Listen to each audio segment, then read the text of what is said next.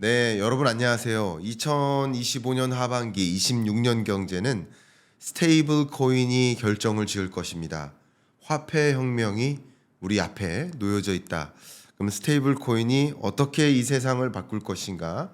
라는 대주제로 두 분의 전문가와 함께 심포지움 형태로 발제와 토론하는 방식으로 한번 진행을 해볼까 합니다. 먼저 나와주신 정구태 대표님 인사 먼저 부탁드립니다. 네, 안녕하세요. 여기 경림남 TV에서는 두 번째로 인사드리는 인피니트 블록의 정우태 대표라고 합니다. 반갑습니다. 감사합니다. 우리 박혜진 교수님 인사 한번 네, 안녕하세요. 저는 박혜진이라고 합니다. 저는 여러 가지 일을 좀 하고 있는데요. 블록체인 기술을 기반으로 하는 스타트업을 지금 운영을 하고 있고요. 바이아드라는 회사의 대표를 맡고 있으면서 동시에 서강대학교에서 AI 디지털 자산 쪽 교육을 하는 과정의 지임 교수로 또 학교에서도 열심히 수업을 하고 있습니다. 반갑습니다. 감사합니다. 두 분이 이제 스테이블 코인 머니 리셋의 공동 저자이시고요. 또 저는 2026년 경제 전망의 대주제를 스테이블 코인으로 꼽은 만큼 그만큼 2026년 다가올 경제에서 스테이블 코인이 중요한 영향을 할 것이다. 영향을 미칠 것이다라고 판단을 합니다. 자료 보시는 것처럼 저희는 이런 순서로 강의를 진행할까 합니다. 제가 먼저 왜 트럼프는 스테이블 코인의 진심인가라는 주제로 발제를 하고 두 분과 토론을 하도록 하겠습니다. 역시 끝나고 나면 2편 정구태 대표님의 왜 원화 스테이블 코인이 필요한가라는 주제로 발제를 듣고 그리고서 또 토론을 진행하도록 하겠습니다. 마지막으로 박혜진 교수님의 발제 원화 스테이블 코인이 어디에 쓰일 것인가 라는 주제로 발제를 듣고 또 토론을 이어가는 방향으로 오늘의 심포지움이 이어질 것이다. 그러면 첫 번째 발제 제가 먼저 하면서 시작을 하도록 하겠습니다. 트럼프는 왜 스테이블 코인의 진심인가 라는 주제로 발제를 시작해 보도록 하겠습니다. 트럼프는 왜 스테이블 코인의 진심인가 라는 먼저 큰 질문에 대해서 답변을 드리려 하는데 제가 이미 2021년 경제전망서에서 그러니까 2020년에 이 책이 나왔겠죠. 그때 이렇게 썼는데 앞에 제가 잘 안 보이지만 두 번째 문단을 보면 스테이블 코인을 중심으로 각축전이 벌어질 것이다 라고 썼었습니다. 실제 2020년, 21년, 22년 내내 스테이블 코인으로 각축전이 벌어지고 있었습니다. 각축전이 벌어지고 있는데 갑자기 화두로 여러분들도 사실 스테이블 코인 하면 많이들 기억이 없으신 분들도 많았는데 지금 범국민적으로 스테이블 코인에 관심이 생긴 겁니다. 그러니까 왜 그럴까? 바로 트럼프의 마음, 트럼프의 의지가 담겨 있기 때문이다. 그럼 트럼프 대통령의 진짜 속내는 무엇인가? 그 부분에 대한 답변을 좀 드려야 될 텐데 어쨌든 트럼프의 진짜 속내는 정치 아니겠습니까?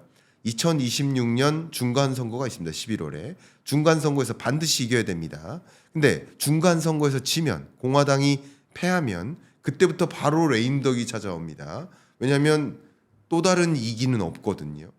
그렇기 때문에 트럼프 행정부 입장에서는 반드시 이 공화당의 승리로 이끌고자 대대적으로 노력을 단행하고 있는데 그 노력 중에 하나가 OBBBA 법안을 통과시킨 겁니다.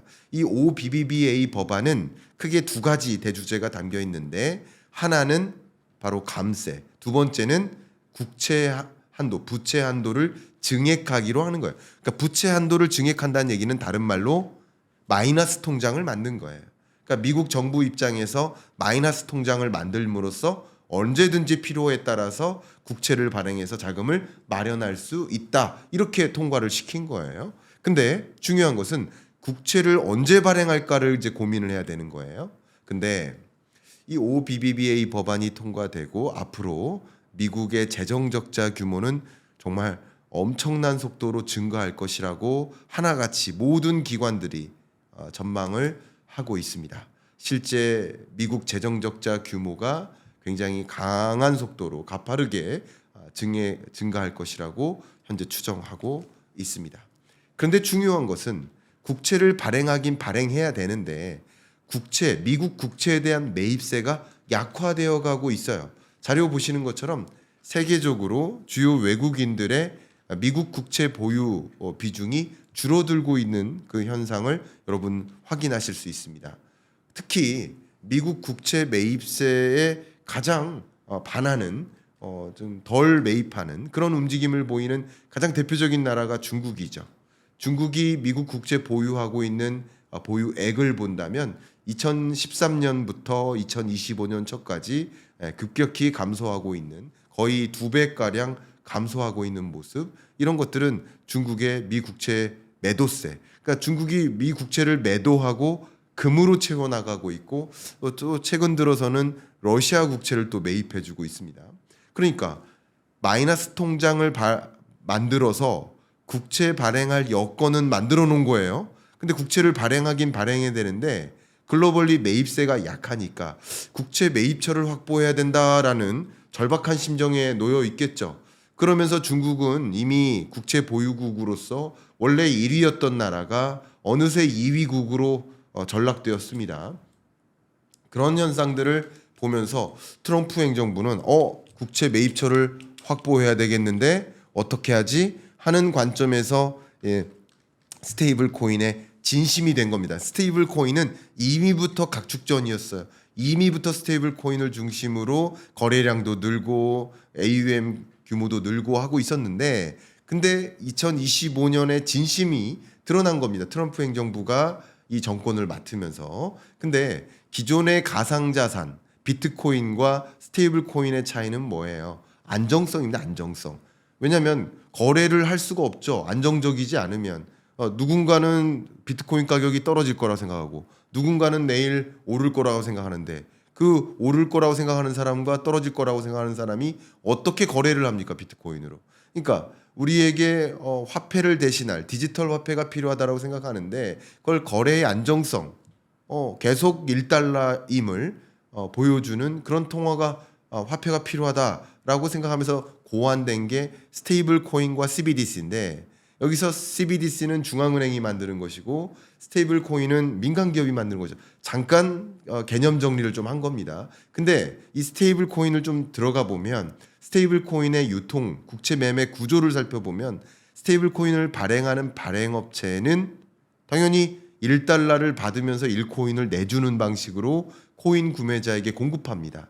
제 발제가 끝나면 이어서 다음 발제자 두 분이 코인 구매자가 왜 스테이블 코인이 필요로 하는지, 그 어디에 쓸 것인지는 더 구체적으로 말씀드릴 것이기 때문에 저는 말씀 안 드리겠습니다. 다만 이 코인 발행 업체는 많은 현금을 수취했을 때 그 현금 수취액의 절대적인 비중을 미국 국채를 매입할 수 있게 해줘요. 미국 국채를 세 가지로 분류하는데 단기, 중기, 장기. 단기 국채를 매입할 수 있도록 하는 것. 이게 바로 이 코인 유통과 국채 매매 구조라고 볼 수 있겠습니다. 그러니까 결론적으로 트럼프 행정부 입장에서는 왜 이렇게 스테이블 코인의 진심인가? 국채를 발행해야 되는데 많은 돈을 써야 되는데 그래야 3억 5천만 유권자들에게 좋은 지지를 받을 수 있을 것 같아요. 확장 재정을 펼쳐야. 그런데 그러기 위해서 OBBA법까지 통과를 시켰는데 국채 매입처가 사라지니까 국채를 안정적으로 매입해줄 역할을 할 그 수요처가 필요하다. 그렇기 때문에 스테이블 코인을 적극적으로 장려하는 거라고 해석해 볼 수 있겠습니다. 실제 트럼프가 왜 이렇게 국채 매입처로서의 기능을 강조하고 있는가? 이미부터 스테이블 코인 발행 업체가 보유하고 있는 미국 단기채 비중이 이렇게 세계 10위권 안에 들고요.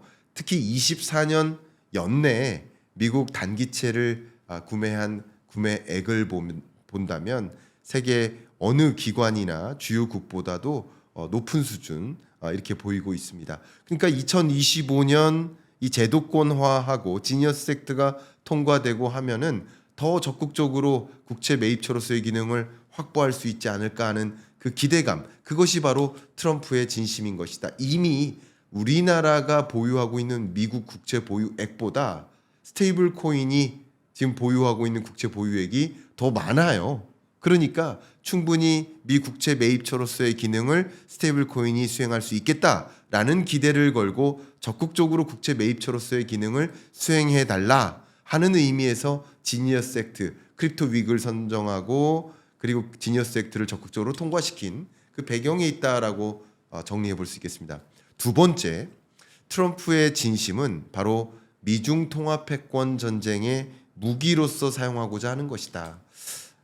중국이 위안화를 계속 기축통화국으로서 끌어올리기 위한 노력을 계속 해오고 있습니다. 외환 시장에서 위안화의 비중이 이렇게 빠른 속도로 늘어나고 있습니다. 물론 아직은 달러의 어떤 위험을 공격할 만한 그런 위치는 전혀 아닙니다. 아직은 달러가 만약에 대학생이라고 한다면 위안화는 거의 유치원생도 안 되니까 거의 필적할 만한 그런 경쟁 국가도 아니에요. 통합패권이라는 관점에서. 그러나 지금 이런 그래프를 미국 입장에서 들여다보면서 제가 지금 외환 시장에서 위안화 비중을 25년 기준으로 추정을 해보면 대략 13, 14%까지 올라올 것으로 보고 있는데 그만큼 가파르게 이렇게 위안화 비중이 늘어나는 이런 현상을 보고 이 싹을 잘라놔야 되겠다라는 생각은 분명히 할 수 있겠죠.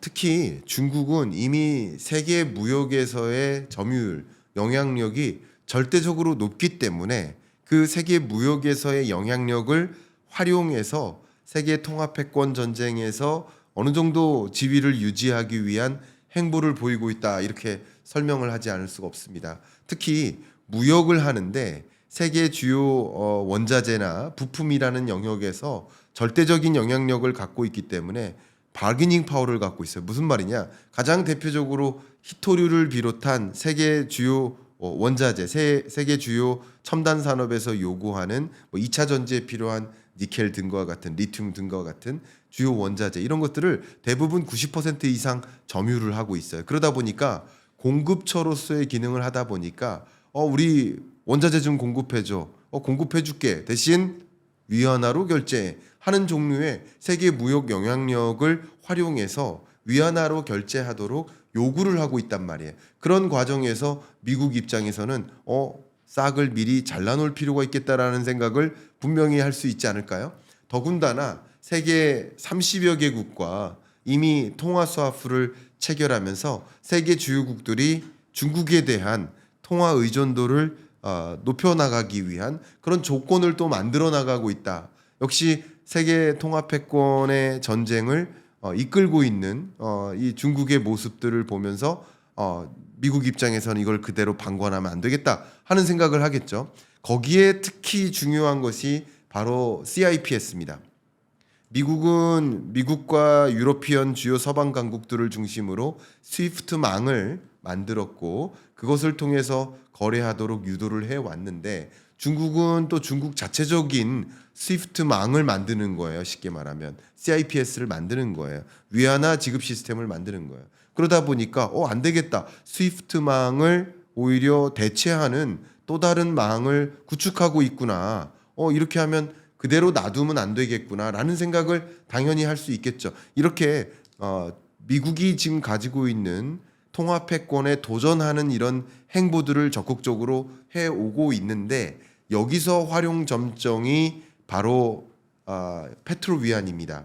왜냐하면 여러분들 잘 아시겠지만 달러가 이렇게 기축통화국으로서의 지위를 유지하고 있게 된 배경이 바로 원유 아니겠습니까? 미국이 세계 최대 원유 수입국이었을 때 특히 사우디아라비아의 얘기를 하면서 우리가 원유를 이렇게 많이 수입해 주는데 대신 이 원유를 결제할 때는 달러로 하기로 하자 하면서 페트로 달러라는 것이 정립되어 왔었는데 지금은 미국이 원유 순수출국이에요.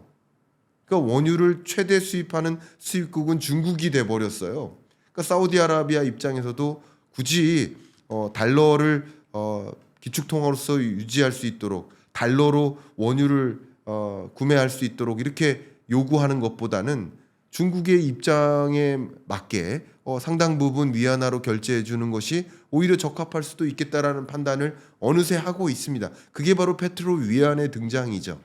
여기에 마지막으로 특히 역할을 하고 있는 것이 세계 주요국에 대해서 위안화 결제를 늘리라고 압박을 취하고 있는데 가장 절대적인 예를 하나 들어보면 이겁니다. 마치 일본이 한국에 대해서 수출 통제를 단행했을 때, 정확히 얘기하면 수출 통제는 수출 허가제입니다. 그러니까 지금 미중 간의 패권 전쟁의 양상에서 중국이 히토리 공급을 차단하는 카드를 썼는데 그게 상당 부분 작용을 했죠. 히토리 없이는 그 어떤 산업도 첨단 산업이 굴러갈 수 없어라고 느끼면서 미국 입장에서도 강하게 관세 전쟁을 드라이브 걸 수 없도록 좀 하는 조치를 취한 거죠. 근데 그게 어떻게 통용된 거냐? 중국이 갖고 있는 2020년에 정립한 수출 허가제를 가지고 당신 이런 거 수입하고 싶어? 그러면 이 수출 허가서를 써봐. 그럼 수출 허가서 보고 마음에 들면 수출해 줄게 이거예요. 근데 어떤 용도로 쓸 것인지 혹여나 중국을 공격하기 위한 탱크를 만드는데 중국을 공격하기 위한 함정을 만드는 데 쓰이면 안 되잖아요. 당연히 그런 것을 확인하기 위한 절차로서 수출 허가제를 2020년에 정립을 했는데 지금은 그 수출 허가제에 이거 결제 뭘로 할 건데 위안화로 결제하라라는 요구를 실제 하고 있습니다. 기업 24%가 위안화 결제를 늘리라는 압박을 압박을 받았고 실제 위안화 결제를 늘리기로 계획도 발표를 하고 있습니다. 작년 2분기보다 21.5%나 위안화 결제가 늘어나고 있는 이런 모습들도 우리는 관측되고 있습니다. 이런 것들을 보면서 미국 입장에서 안 되겠다. 지금 국채 매입처로서의 기능도 있지만 이 통화 패권 전쟁에서 승리하기 위해서 당연히 이 스테이블 코인을 활용하는 것이다라고 또 정리를 하지 않을 수가 없습니다. 특히 말이죠. 중국이 디지털 위안화 디셉을 정립했었고 이미 디셉으로 공무원 월급도 주고 지하철 요금도 결제하고 편의점 결제도 다 가능하게 이 시스템을 만든 상황인데 세계 주요국들에게 1대1로 사업 참여하고 싶어? 그러면 디지털 위안화로 일부 결제를 해. 하는 종류로 압박을 취하고 있기 때문에 이렇게 CBDC로 중국이 세계 통화 패권을 쥐어잡기 위해서 행보를 거침없이 하고 있는데 미국 입장에서 가만히 있으면 안 되겠다라는 생각을 분명히 하고 있죠. 그렇기 때문에 크립토 윅 기간 동안 지니어스 액트를 통과시킬 때 3법이 있었는데 그 중에 하나가 안티 CBDC 아닙니까? 이미 미국의 몇몇 기업들이 상당 비중 중국의 디지털 위안화를 사용하고 있었기 때문에 CBDC를 사용하고 있었기 때문에 그런 요구 사항 때문에 이것을 아예 법적으로 금지해야 되겠다. 그래야 스테이블 코인이 더 많이 확산할 수 있겠다라는 그런 배경하에 이런 트럼프의 진심하에 스테이블 코인에 적극적일 수밖에 없는 것이다. 그렇기 때문에 2026년은 스테이블 코인 전쟁으로 이어질 가능성이 높고 특히 지금까지 은행 패싱의 문제를 고려하고 있는 이 주요 은행들이 가만히 있지 않겠다. 우리도 합작법인을 만들어서 은행 공동망의 스테이블 코인을 발행하겠다라고 나서고 있고 그럼으로써 2026년에 여러 스테이블 코인들이 또 추가적으로 발행되면서 스테이블 코인 전쟁이 이어지지 않을까 하는 생각을 갖고 있고 또 한 측면에서는 미중 무역 전쟁뿐만 아니라 관세 전쟁의 양상에서 관세율 낮춰줄게 대신 너희 기업들 스테이블 코인으로 결제 한국 스테이블 코인으로 결제하면 우리 관세율 낮춰줄게 하는 종류의 압박을 취할 수 있다. 그래야 달러 스테이블 코인이 많이 확산되고 그리고 스테이블 코인 전쟁에서 CBDC를 오히려 압박하고 또 통화 패권 지위를 유지하고 미국 국채 매입을 더 많이 확산할 수 있기 때문에 2026년에는 관세 전쟁의 양상이 관세율은 좀 낮아지는 과정에서 스테이블 코인 발행량은 급격히 늘어나는 이런 현상이 또 야기될 수도 있지 않을까 하는 추정을 저는 지금 하고 있습니다. 특히 스테이블 코인이 갖고 있는 위험성도 강조하지 않을 수가 없는데 스테이블 코인은 국채 발행량 중에 단기 국채 매입처로서의 기능을 해요. 단기 국채 매입처로서의 기능을 하다 보니까 단기 채권 금리는 떨어지는데 장기 국채 매입처로서의 기능은 하고 있지 않으니까 장기 국채 매입처를 단행하고 있는 여러 매입처들이 미국 국채에 대한 신뢰도가 떨어지고 미국 국채 선호를 안 하고 있으니까 장기 금리는 올라가거나 떨어지지 않고 있고 단기 금리는 좀 더 적극적으로 떨어지는 이 스티프닝 현상을 야기하기도 합니다. 스티프닝 현상을 야기하는 배경에는 미국의 기준금리 인하 이런 속도도 당연히 반영되지만 그 외에 스테이블 코인도 한 몫을 하고 있다라고 좀 정리를 할 수 있겠습니다. 실제 지금 초장기 국채 금리는 잘 안 떨어지고 있고 뭐 최근 떨어지기는 있지만 잘 안 떨어지고 상대적으로 2년물 국채 금리는 좀 상대적으로 더 빨리 떨어지는 현상은 미국의 금리 인하와 스테이블 코인이 확산되는 이 두 가지 영향 요인이 있다. 이게 결국 국채 금리를 장기 금리를 끌어올리는 영향도 줄 수 있기 때문에 그런 면에서 이 채권 시장의 불안 이게 스테이블 코인의 어떤 위험성을 가져올 수도 있지 않을까 하는 부분을 우리는 살펴봐야 되겠다라고 정리를 하겠습니다. 네, 여기까지 제 발제를 마치고요. 지금부터 여러분들과 지금 발제에 대한 내용을 가지고 1차 토론을 좀 진행해 보도록 하겠습니다. 네, 감사합니다. 좋습니다. 혹시 자유롭게 질문이나 코멘트 주실 거 있으신지 정구태 대표님부터 부탁드리겠습니다. 교수님께서 이제 이런 스테이블 코인의 이제 확산되는 이유에 대해서 이제 잘 얘기를 잘 해주셨는데 네. 저는 하나 더 추가해서 네네. 제가 발표하는 자료에도 들어가 있는데 예. 사실은 이제 새로운 공급처를 발굴했다는 차원에서 이제 국채가 많이 쓰이고 있고 네. 두 번째로 이제 아까 말씀해주신 대로 이제 미중 간의 이제 무역 전쟁 예. 뭐 이런 것들을 통해서 새로운 수요처를 그러면 계속 발굴해 나가고 있다. 그게 이제 전쟁이 되는 거, 전쟁으로 격화되는 건데 그렇죠.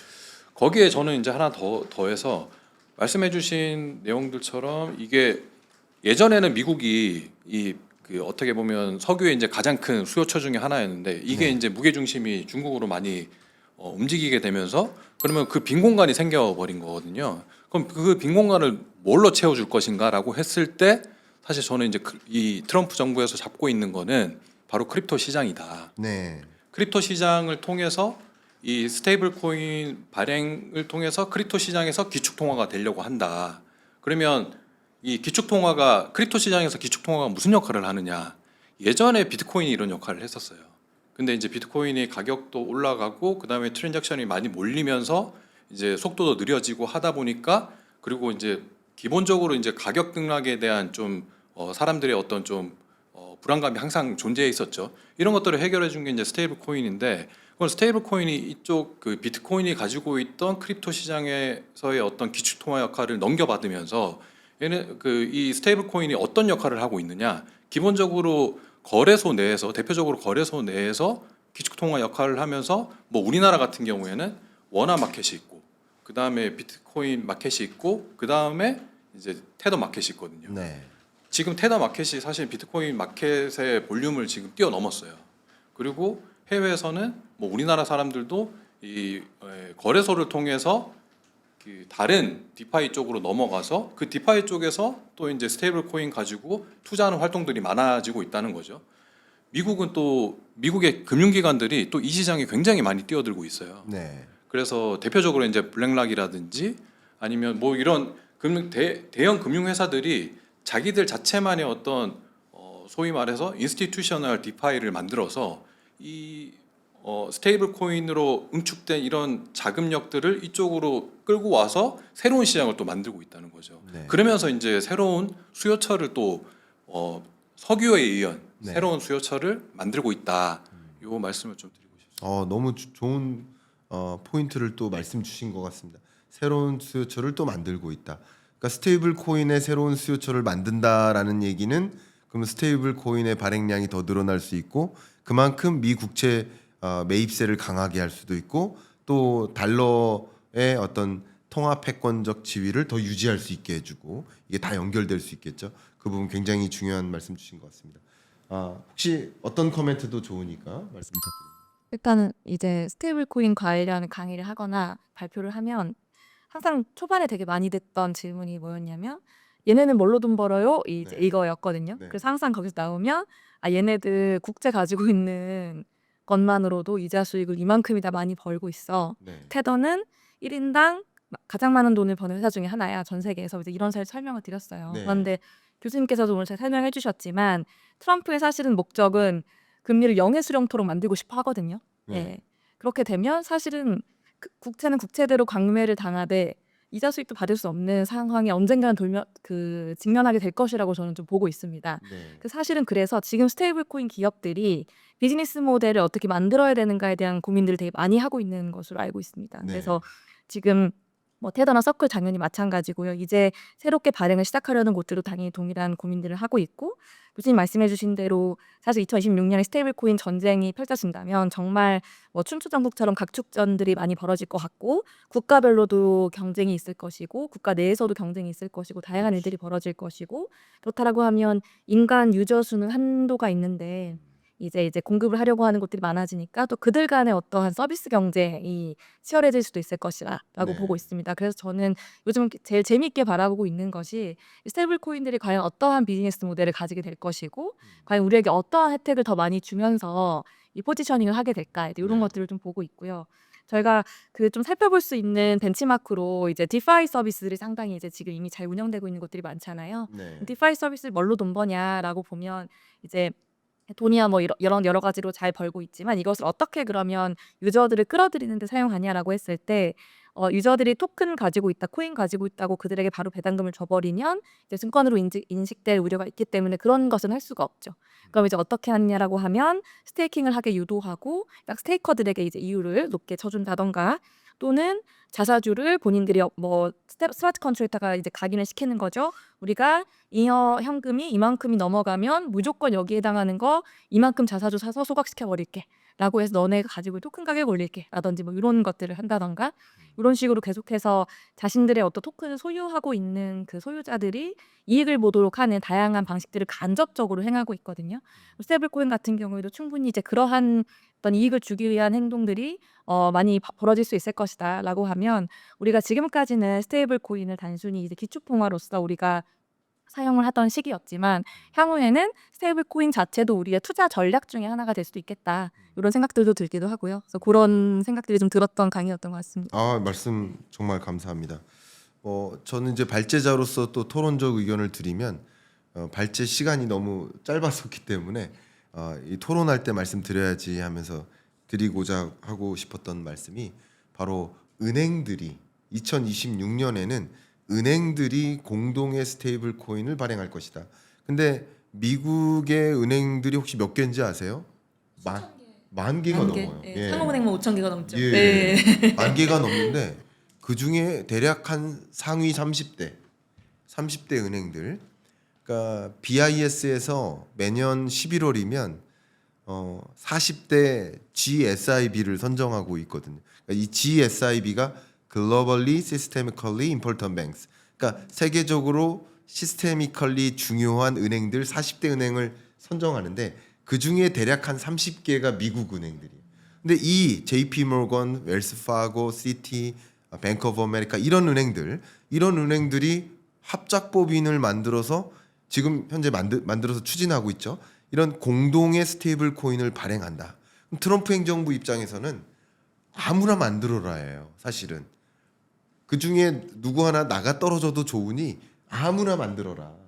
그리고 돈 쓰러 담아라.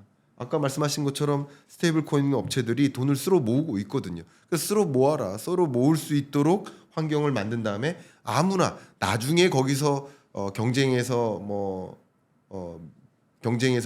미쳐가지고 폐업하는 일이 있어도 일단 아무나 많이 발행해라. 근데 저는 어떤 생각을 하냐면, 이미 많은 대기업들이 이 GSIB에 의존해서 금융 거래가 이루어지고 있기 때문에, 아까 그런 비슷한 말씀 주셨는데, 이 스테이블 코인 발행 업체들이 그러면 우리 스테이블 코인으로서 하는 것을 좀 리드하기 위해서 서비스 경쟁을 할 거예요. 근데 그 서비스 경쟁에 있어서 GSIB는 어마어마한 경쟁력을 갖고 있죠. 왜냐하면 은행들에게 자금을 공유해주고 하는 역할이 있기 때문에, 예를 들어 우리 대출 받을 때 이 은행에 무슨 카드를 써서 한 달에 뭐 30만 원어치 이 카드로 결제할 경우 이자율을 낮춰준다든가 하는 이런 조건이 있는 것처럼, 우리 스테이블 코인을 이용할 경우 우리가 자금을 제공해 줄 때 더 저리해 줄게, 이런 엄청난 매력 포인트를 강조할 수 있거든요. 이게 다른 스테이블 코인 발행 업체들이 가질 수 없는 그런 서비스 경쟁력이에요. 그렇기 때문에 이것은 저의 추정이에요. 여기부터는. 그래서 결과적으로는 은행 공동의 스테이블 코인, 달러 스테이블 코인이 이 모든 스테이블 코인 시장을 잠식할 수 있지 않을까. 결과적으로 지금 당장은 아니지만 예를 들어 2026년, 7년, 8년 지나가 보면 그리고 트럼프 행정부 입장에서는 그걸 원해요. 테더가 승리하기를, 서클이 승리하기를, 은행 공동이 승리하기를 바라는 게 아니라 누구든 승리해도 좋으니까 빨리 스테이블 코인 발행을 많이 해라는 입장이니까 그렇기 때문에 그런 식으로 전개되지 않을까 하는 생각을 갖고 있거든요.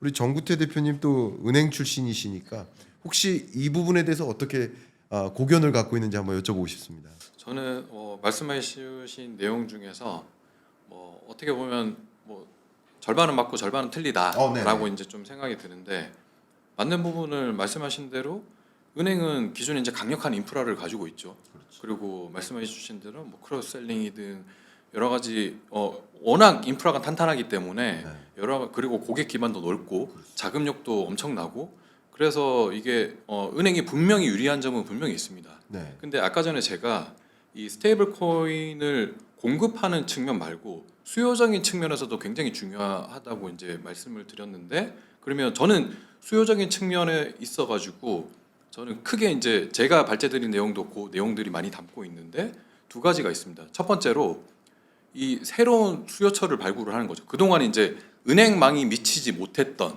새로운 금융의 수요처, 달러의 수요처를 찾는 거죠. 네. 그래서 미국 저기 반대편에 있는 베트남의 농사꾼까지도 농부한테까지도 스테이블 코인이 닿을 수 있게 하는 그런 확장력. 네. 그리고 추가로 아까 전에 말씀드린 크립토 시장에서의 어떤 영향력 이런 것들을 저는 사실 기존의 금융기관들이 이런 것들을 할 수 있을까라는 이제 좀 궁금증이 있습니다. 이게 은행이라는 기관의 어떤 속성 자체가 정부의 굉장히 많은 통제를 받고 길들여져 왔기 때문에 사실상 정부가 불편해하는 거는 사실 은행 금융기관이 하기가 좀 어렵거든요. 그렇기 때문에 이런 그동안에 새로운 수요처를 몰랐던 게 아닙니다. 근데 이제 지구 반대편에 있는 그 농부 이 사람이 농부인지 아니면 다단계 사원인지도 모르는 상황에서 그들한테 스테이블 코인을 쓰라고 권유를 할 수 있을까라는 측면. 그 다음에 그동안은 사실 좀 미국하고 우리나라 상황이 조금 다르긴 한데 크립토 시장에 있어서도 사실 우리나라 금융기관들은 그동안 정부에 의해서 계속 이 크립토 시장의 진입을 막혀왔었거든요. 사실 최근에도 제가 금융기관들하고 이제 이 제도화가 진행되면서 대화를 많이 해보면 사실 좀 이해도가 사실 높진 않습니다. 네. 그래서 그동안에 이게 그러면 그동안에 금융기관들이 이거를 이 시장이 안 커질 것 같아서 게을리해서 그런 게 아니고 정부의 통제하에 있기 때문에 정부가 2017년도 말에 금융기관들은 이 코인 시장의 근처에 얼씬도 되지 마라고 이제 지도를 했단 말이죠. 네. 그렇기 때문에 이제 경험치가 전혀 안 쌓인 겁니다. 그래서 이런 핸디캡을 가지고 이 시장이 만약에 열렸을 때 금융기관들이 적극적으로 자기들이 잘 알지 못하는 디파이 시장에 뛰어들어 가지고 이런 서비스를 빠르게 만들어낼 수 있을까? 이거는 사실 조금 저는 의문이긴 합니다. 그래서 일부분을 막고 이제 인프라가 굉장히 탄탄하고 고객 기반이 넓고 자본력이 뛰어난 그거는 굉장히 장점이지만 두 번째로 새로운 수요처 발굴과 그 다음에 이런 이제 기존 디파이 시장에 대한 이해도 이런 것들은 상대적으로 좀 떨어질 수 있다. 너무 좋습니다. 해당 커멘트에 저도 이제 반문을 드릴 주제는 있는데 먼저 교수님께 좀 마이크를 좀 옮기고 중간에 이렇게 두 책을 제가 들어보겠습니다. 저희가 발제 토론 또 발제 토론 이렇게 심포지엄 형태로 진행하고 있는데 제 스테이블 코인 전쟁 2025년 경제 전망의 저자로서 또 두 분은 스테이블 코인 머니 리셋의 두 저자로서 지금 심포지엄을 하고 있다. 예, 코멘트 한번 부탁드립니다. 네, 여기 약간 첨언 같을 수 있을 것 같은데요. 이게 사실 이제 그 은행이 거래소 우리 초기에 코인 거래소들 센트럴 익스체인지라고 하죠. 코인 거래소들 처음 만들어질 때 여기가 투자 받으러 다니고 이제 그런 것들도 했었었는데 그 당시에 거기에 들어가지 않은 많은 분들의 커멘트가 야 이거 은행이 나중에 다 하는 거지, 은행이 다 먹지. 네. 그런 게 정말 많았어요. 맞아요. 그리고 사실 시간이 흘러보니까 은행이 시도했던 것들을 우리가 아무도 알지 못하는 상태로 다 역사의 뒤안길로 사라지고 사실은 업비트, 뭐 빗썸 이런 곳들이 이제 강자로 자리 잡았죠. 네. 이유들을 들어보면 사실 결국에는 얼마나 이 시장의 기민하게 이해도를 가지고 들어갔느냐 약간 이런 차이였던 것 같고요. 그리고 그런 것들이 연장선상에서 봤을 때에 저는 미국은행은 좀 더 가능성이 높다고 생각합니다. 왜냐하면 미국은행은 경쟁도 워낙에 심하고 상업은행도 많고 이미 기존에도 이미 기술적 혁신들을 많이 받아들였기 때문에 근데 한국의 은행들이 걱정되는 것은 우리나라 은행 간의 경쟁도 너무 부족하기도 하고요.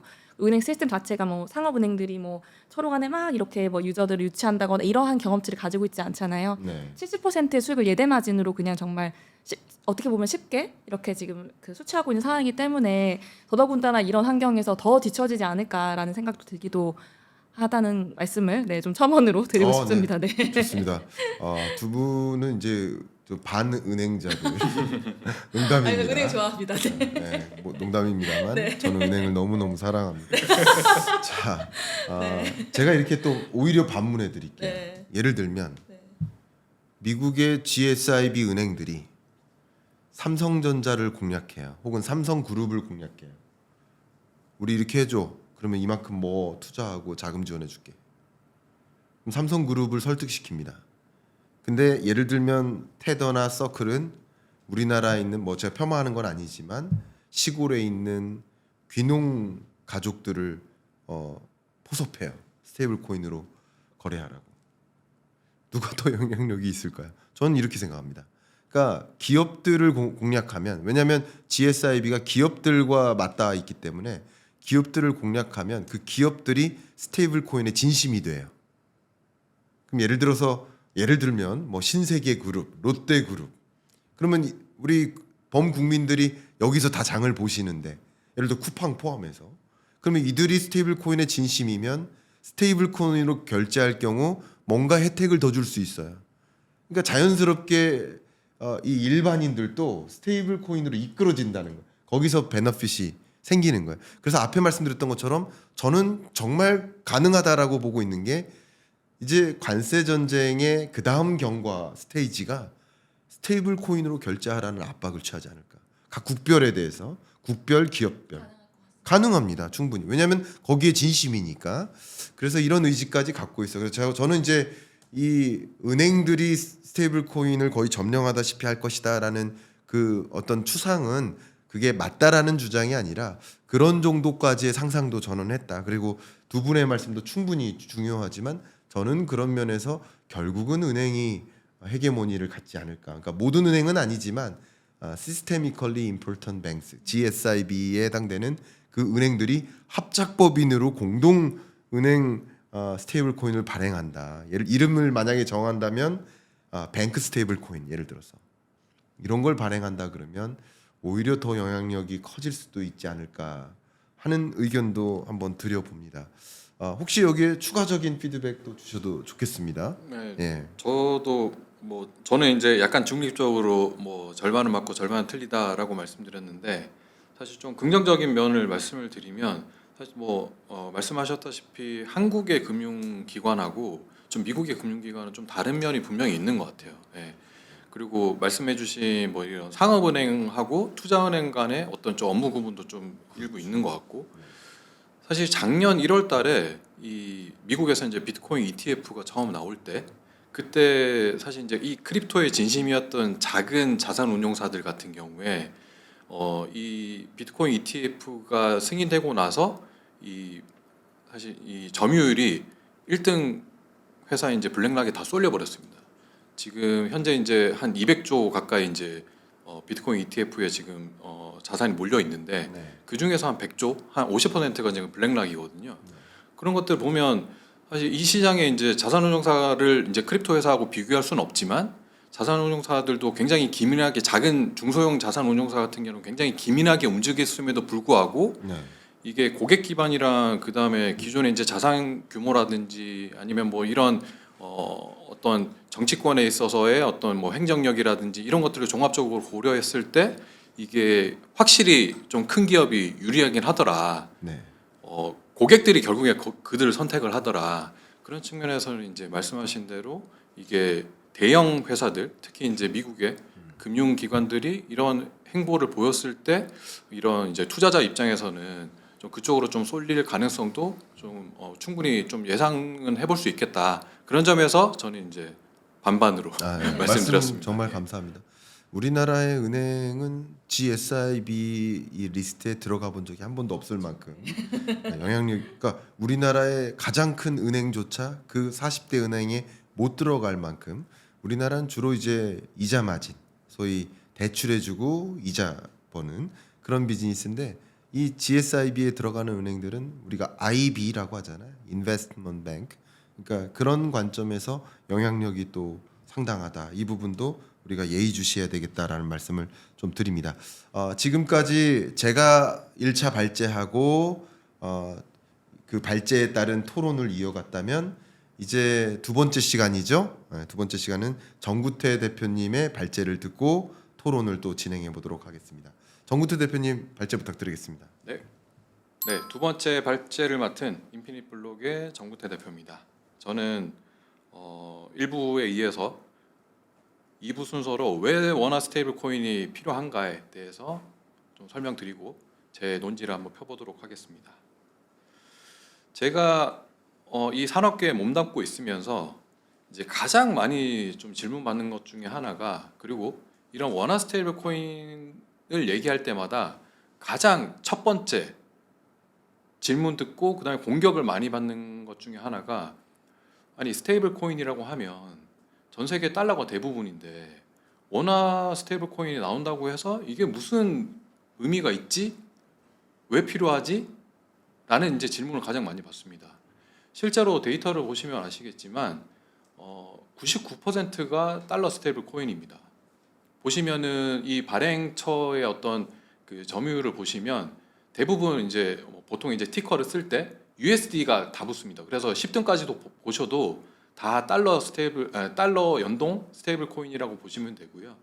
그래서 이런 부분들을 보고, 아니 그러면 우리나라가 만약 이걸 발행을 한다고 했을 때 다른 이제 테더 같은 경우에도 뭐 달러뿐만 아니라 그 다음에 유로나 아니면은 엔화나 아니면은 금을 연동한 이제 다양한 스테이블 코인을 발행하고 있는데도 불구하고 테더 같은 경우에도 지금 99%가 지금 달러 연동 스테이블 코인인 USDT로 지금 운영되고 있거든요. 그럼 우리나라가 만약에 이 발행한다고 했을 때 이 1% 안에서 이 어떻게 보면은 치열한 전쟁을 하기 위해서 이 시장에 이제 뛰어드는 게 맞냐? 어차피 99%는 시장 논리대로 순리대로 갈 텐데 라는 질문을 가장 많이 받습니다. 그러면 이게 이렇게 달러 스테이블 코인을 미국에서 이제 이렇게 법제화를 하면서까지 강력하게 드라이브를 거는 이유가 뭐냐? 앞서 이제 그 김광석 교수님께서도 말씀해 주신 것처럼 첫 번째가 이제 미국의 디지털 달러를 공급하기 위한 강력한 수요 정책 중에 하나로 국채 매입처가 되고 있다. 현재도 이제 우리나라하고 전 세계 스테이블 코인 발행량 그 국채 그 보유량을 보시면 비슷한 수준인데, 요거는 이제 시티은행에서 발급한 이제 보고서입니다. 이게 그냥 일반 크립토 회사에서 발급한 게 아니고요. 시티은행에서 발급한 이제 이 크립토 보고서인데, 이 관련된 문서를 보시면 2030년 경에는 제 1위의 국채 보유국인 미국을 앞지를 것으로 예상을 하고 있습니다. 이 말은즉슨 반대로 얘기하면 지금 전 세계 달러 스테이블 코인이 전 세계를 거의 다 장악했다라고 이제 긍정적으로 보고 있는 거거든요. 무려 발행량이 지금 현재에 비해서 10배 정도를 지금 보고 있는 겁니다. 이렇게 되면 기존에도 지금 달러 스테이블 코인이 99%고 그 다음에 미래 예측으로 봐서도 한 5년 뒤에는 지금 수준의 10배 이상으로 지금 발행이 될 거다라는데, 이 시점에서 왜 원화 스테이블 코인이 왜 필요하냐라는 이제 지적을 많이 받곤 합니다. 우리나라의 그러면 원화의 현황을 한번 보시면요, 우리나라의 원화의 현황은 굉장히 경제 규모에 비해서 굉장히 뒤처져 있는 게 사실입니다. IMF의 이제 특별 인출권 통화 바스켓 구성 비율을 보시면 당연히 이제 전 세계 기축 통화 역할을 하고 있는 달러뿐만 아니라 그 다음에 중기축 통화 역할을 하고 있는 유로라든지 엔화, 뭐 영국의 파운드, 그래서 최근에 이제 위안화까지 이런 통화 바스켓으로 이제 구성이 되어 있고, 우리나라는 보시면 사실 이제 외환 상품 시장에서 거래 비중이 사실 2%도 지금 채 되지 못하는 되게 처참한 수준입니다.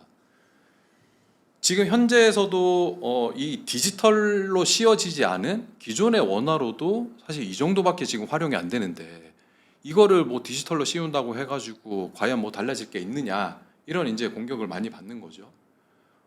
보시면은 뭐 스위스 프랑이나 아니면은 캐나다 달러, 호주 달러보다도 훨씬 더 이제 못 미치는 글로벌의 어떤 위상을 아실 수가 있습니다. 그러면 반대로 얘기하면 우리나라 원화가 지금 해외에서 굉장히 저조하게 쓰이고 있구나. 해외 경제 규모의 위상에 걸맞지 않게 굉장히 활용도가 낮구나. 그러면 이걸 어떻게 하면 좀 바꿔볼 수 있을까라는 좀 궁금증이 들 수 있습니다. 이거를 발행해봤자 아무런 의미가 없겠다. 뭐 그런 이제 의견이 하나 있을 수가 있고, 아니면 두 번째로 우리가 조금만 노력하면 좀 유의미한 좀 어떤 성과를 낼 수도 있겠구나라는 또 측면이 두 가지가 공존할 수 있습니다. 우리나라의 증시 현황을 보시면 최근에 이제 저도 이제 여기 경남 TV에서 경제부총리님 오신 거 봤는데, 최근에 이제 PBR이 굉장히 이슈가 됐었죠. 우리나라 PBR이 전 세계적으로도 진짜 경제 규모에 걸맞지 않게끔 지금 채 1이 되지 않는 상황입니다.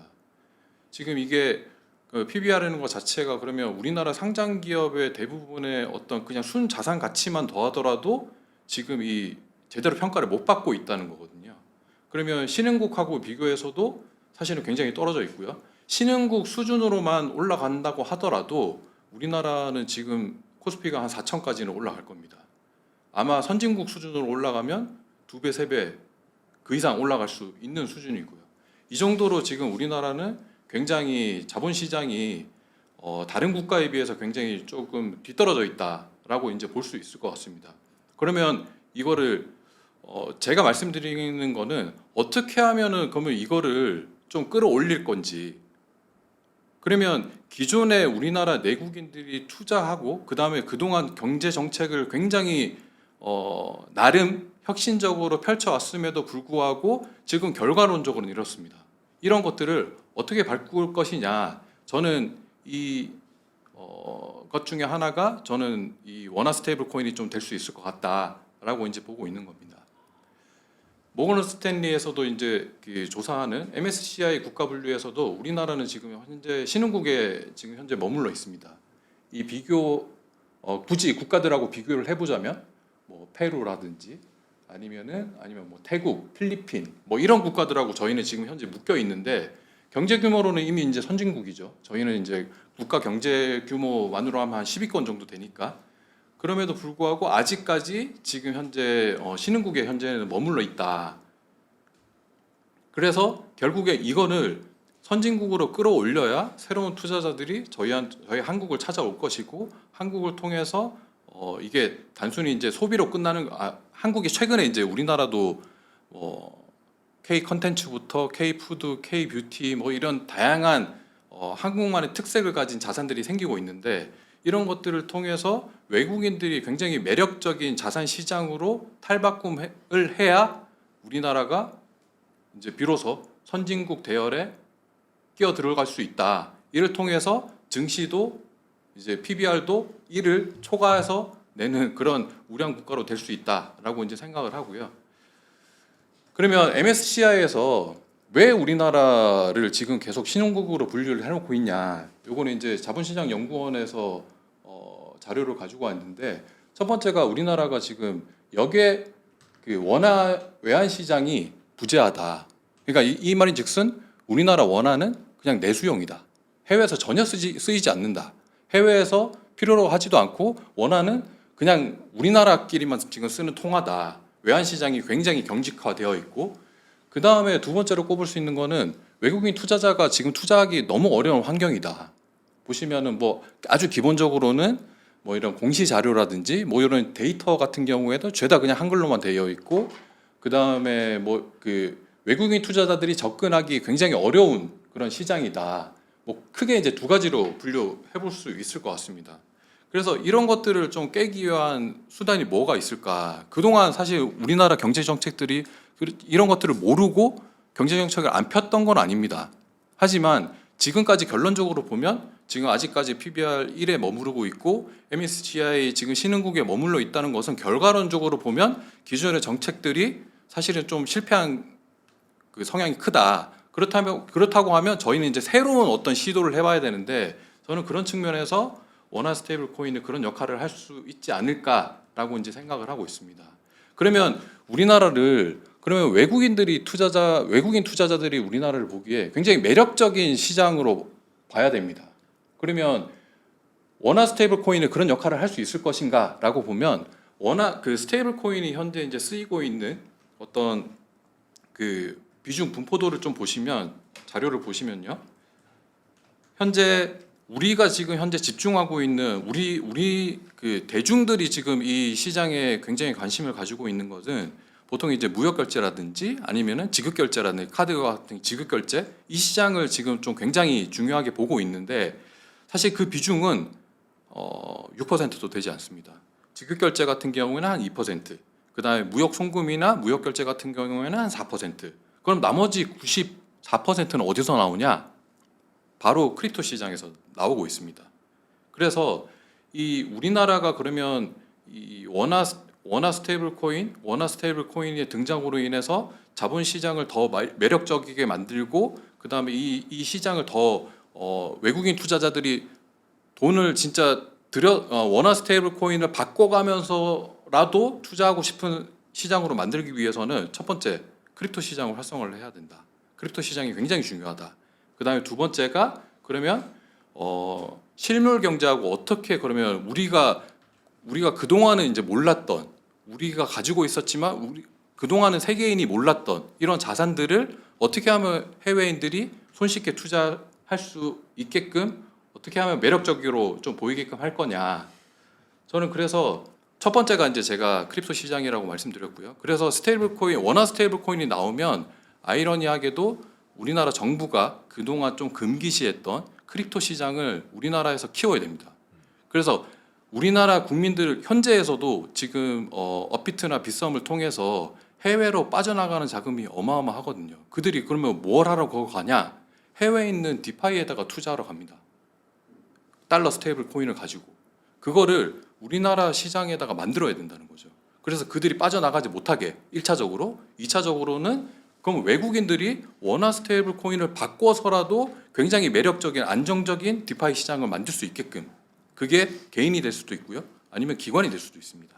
요 크립토 시장을 키워야 되는 게 그 첫 번째 어떻게 보면 첫 번째 목표고 두 번째 목표는 이 크립토 시장하고 좀 연계해서 최근에 이제 RWA라고 해서 실물 연계 자산이라고 해서 이 뭐 스테이블 코인도 이제 실물 연계 자산의 일종이기도 합니다. 화폐를 토큰화 시킨 거죠.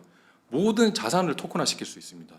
토큰화 시켜서 외국인들이 이 시장에서 굉장히 투자하기 쉽게끔 내가 최근에 뭐 제가 이제 장표에도 갖고 왔는데 최근에 이제 이 그 K-팝 데몬 헌터스라고 하는 이런 이제 애니메이션이 사실 저도 제목만 보고는 이게 무슨 변종인가라고 생각했지만 저희 아들이 보는 걸 보고 아 이거 저도 이제 한번 보니까 사실 뭐 내용보다도 이제 이런 그 노래에 굉장히 많이 꽂히게 되더라고요.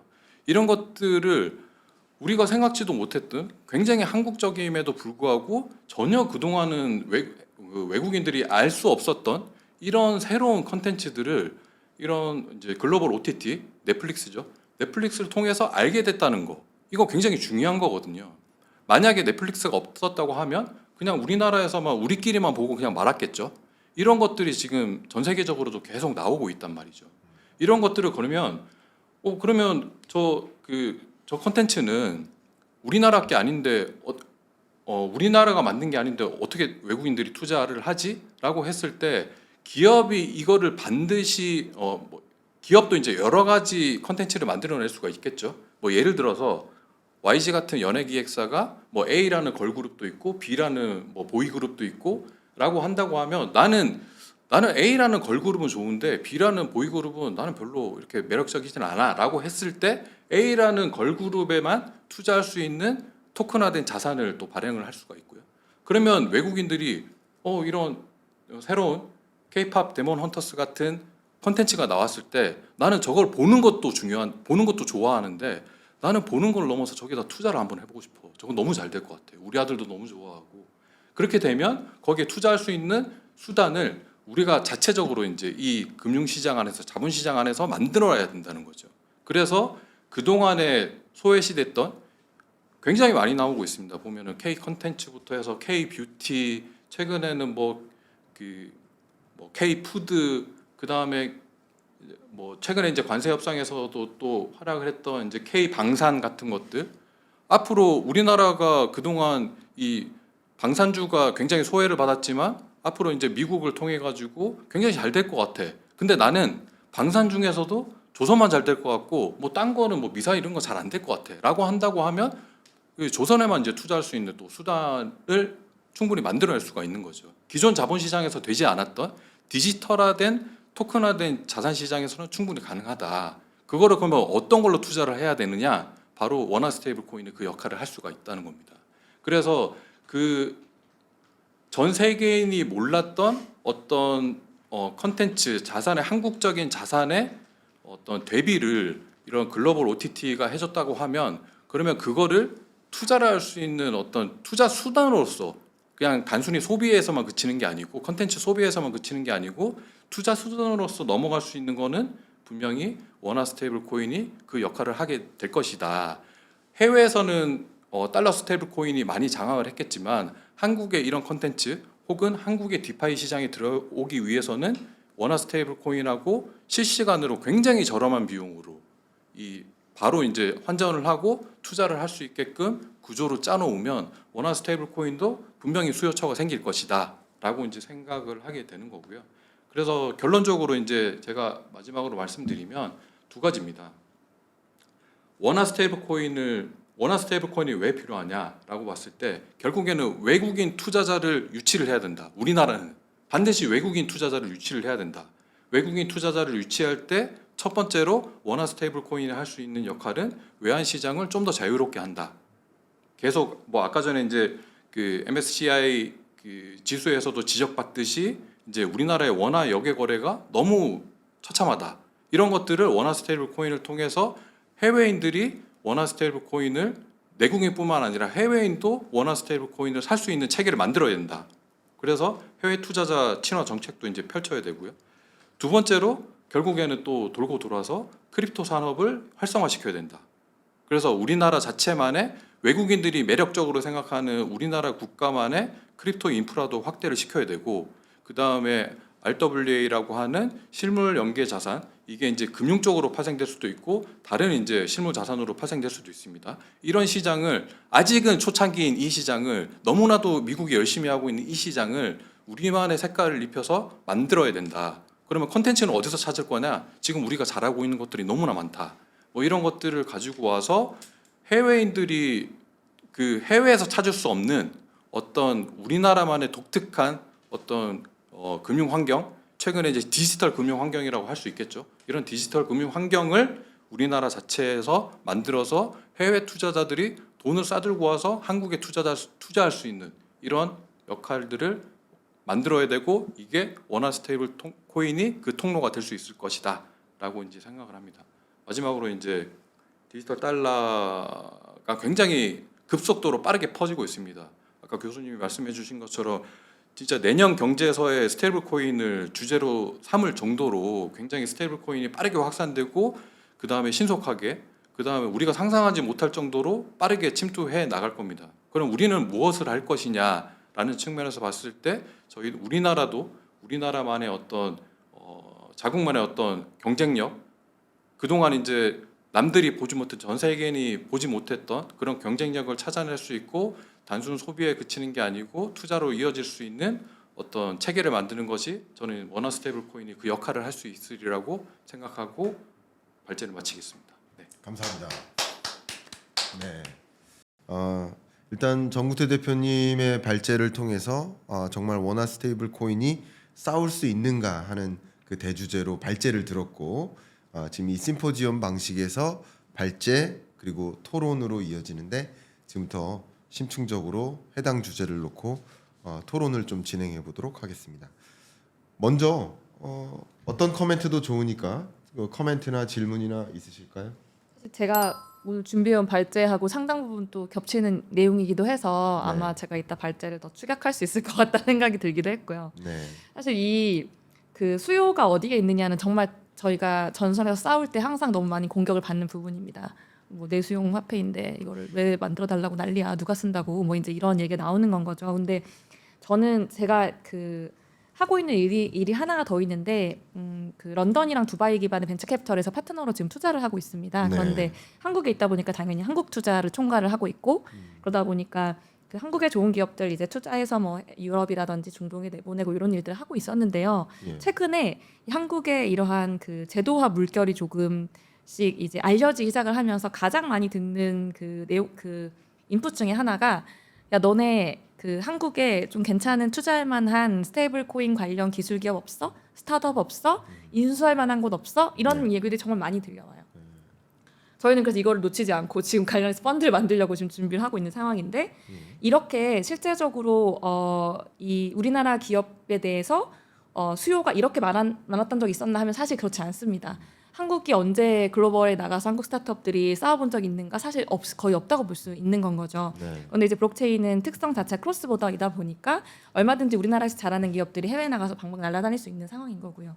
그러면 어떻게 보면 가장 쉽게 외화를 한국에 투자하게끔 할 수 있는 방법이 바로 이 스타트업, 지금 크립토 스타트업들을 진흥하는 것이 아닐까 생각이 들었고요. 더 나아가서 이들이 투자를 하는 그 투자의 그 툴을 원화 스테이블 코인으로 하게끔 한다면, 그래서 원화 스테이블 코인을 활용해서 원화 그 한국 기업에게 투자를 했을 때에 한국 정부가 줄 수 있는 진흥책이나 인센티브가 있다라고 한다면 와인하실까라는 생각을 사실은 하고 있는 상황이거든요. 이렇게 발빠르게 우리는 앞서 나가고 있는데 제도가 발목을 잡지 말아줬으면 좋겠다라는 생각으로 사실은 지금 임하고 있는 상황이고요. 그래서 이렇게 그 정태 대표님이나 저나 같이 책 쓰고 같이 맨날 수다 떨다 보니까 비슷한 생각을 많이 하는데 네. 수요처는 얼마든지 있고 만들 수 있다라고 하는 것이 사실은 좀 생각이기도 합니다. 네, 말씀 감사합니다. 원화 수요처는 얼마든지 있다. 만들 수 있고 만들 수 있고 있다라는 네. 말씀을 주셨습니다. 저도 역시 정구태 대표님 발제를 듣고 코멘트를 좀 드리고 싶었던 부분이 뭐냐면 일단 저는 이제 두 분은 약간 외화 결제에 좀 집중을 하셨어요. 근데 제가 살짝 비유를 해볼게요. 미국하고 중국하고 싸우면 누가 이길까요? 미국이 이긴다고 생각하시죠? 근데 그러려면 누군가 공격을 해야 되잖아요. 근데 이 지정학이나 군사학 쪽 전문가분들이 뭐라고 하냐면 미국이 중국으로 가서 예를 들어 항공모함을 데리고 가서 공격을 하면 이기기가 힘들어요.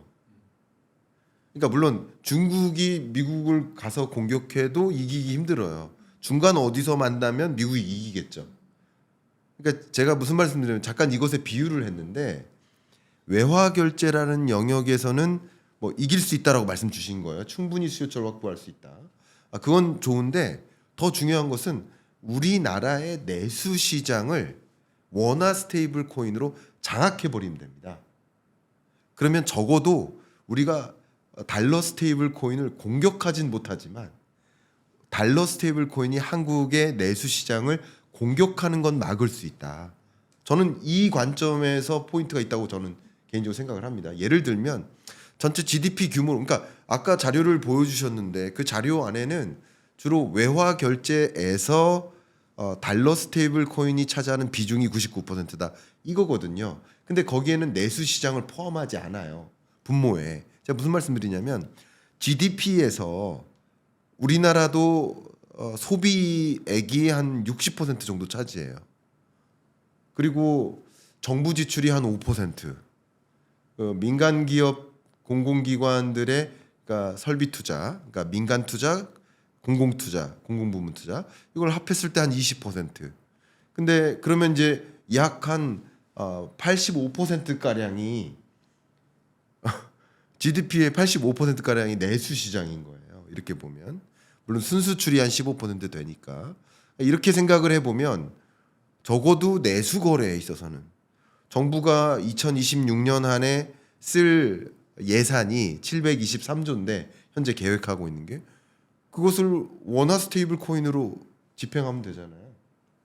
역시 기업들도 내수 거래에 있어서 이마트도 스테이블 코인으로 결제할 수 있게 해주고 원화로 그렇게 이런 식으로 우리 상상을 해보면 내수 시장을 지켜내기 위한 용도로서도 원화 스테이블 코인이 굉장히 중요하게 활용될 수 있다. 그리고 이거는 너무나 중요한 게 이게 왜 꼭 지켜야 됩니까? 달러 스테이블 코인 쓰면 되는 거 아닙니까? 이런 말씀을 하시는 분들이 계셔서 제가 조금 첨언을 드리면 만약에 달러 스테이블 코인으로 점령이 되면 그 원화는 사라진 거예요. 그럼 어떤 일이 벌어지냐? 가장 대표적인 일이 연준에서 금리를 결정할 때 우리나라가 같이 흔들려요. 우리나라는 우리나라를 위한 중앙은행의 금리 결정이 필요한 건데 다른 미국의 금리 결정에 따라서 우리나라의 경제가 흔들리는 거예요. 반대로. 예를 들어서. 그러니까 예를 들면 우리나라 부동산 시장을 좀 잡아야 돼. 안정적으로 유지해야 돼. 근데 미국에서 대대적으로 금리 인하하면 우리는 어차피 달러를 쓰고 있으니까 모든 거래가 내수 시장조차 달러를 쓰고 있으니까 그냥 부동산 가격이 폭등하게 내버려 둘 수밖에 없어요. 한국은행의 의미가 없는 거예요.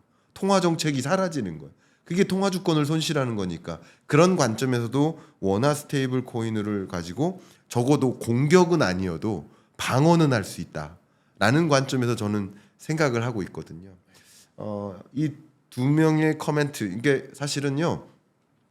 심포지엄 직자 가면 학술 회의 가면 해당 발제 있고 다른 어떤 전문가들이나 교수들이 정말 맹렬하게 지적하고 그렇습니다. 근데 그 정도까지는 아니지만 각자의 생각을 좀 공유하고 있는 방식입니다. 두 커멘트를 듣고 어떤 또 피드백을 주실 수 있는지 네. 말씀 부탁드리겠습니다. 네. 일단 뭐 교수님께서 말씀하신 내용들도 뭐 저는 뭐 당연하다고 생각은 하는데 네. 이게 우리나라의 어떤 뭐 그 정부 쪽 관료들이나 이런 분들하고 얘기를 해보시면 대부분이 이거를 그런 이제 내수 시장 그다음에 이제 기존의 어떤 금융 시스템 관점에서 좀 생각을 많이 하시는 것 같아요. 맞아요. 그래서 그러면 저는 그 두 가지로 말씀드리고 싶어요. 첫 번째, 이 원화 스테이블 코인으로 인해서 효과성과 효율성 측면에서 봤을 때 기존 시장을 효율화한다.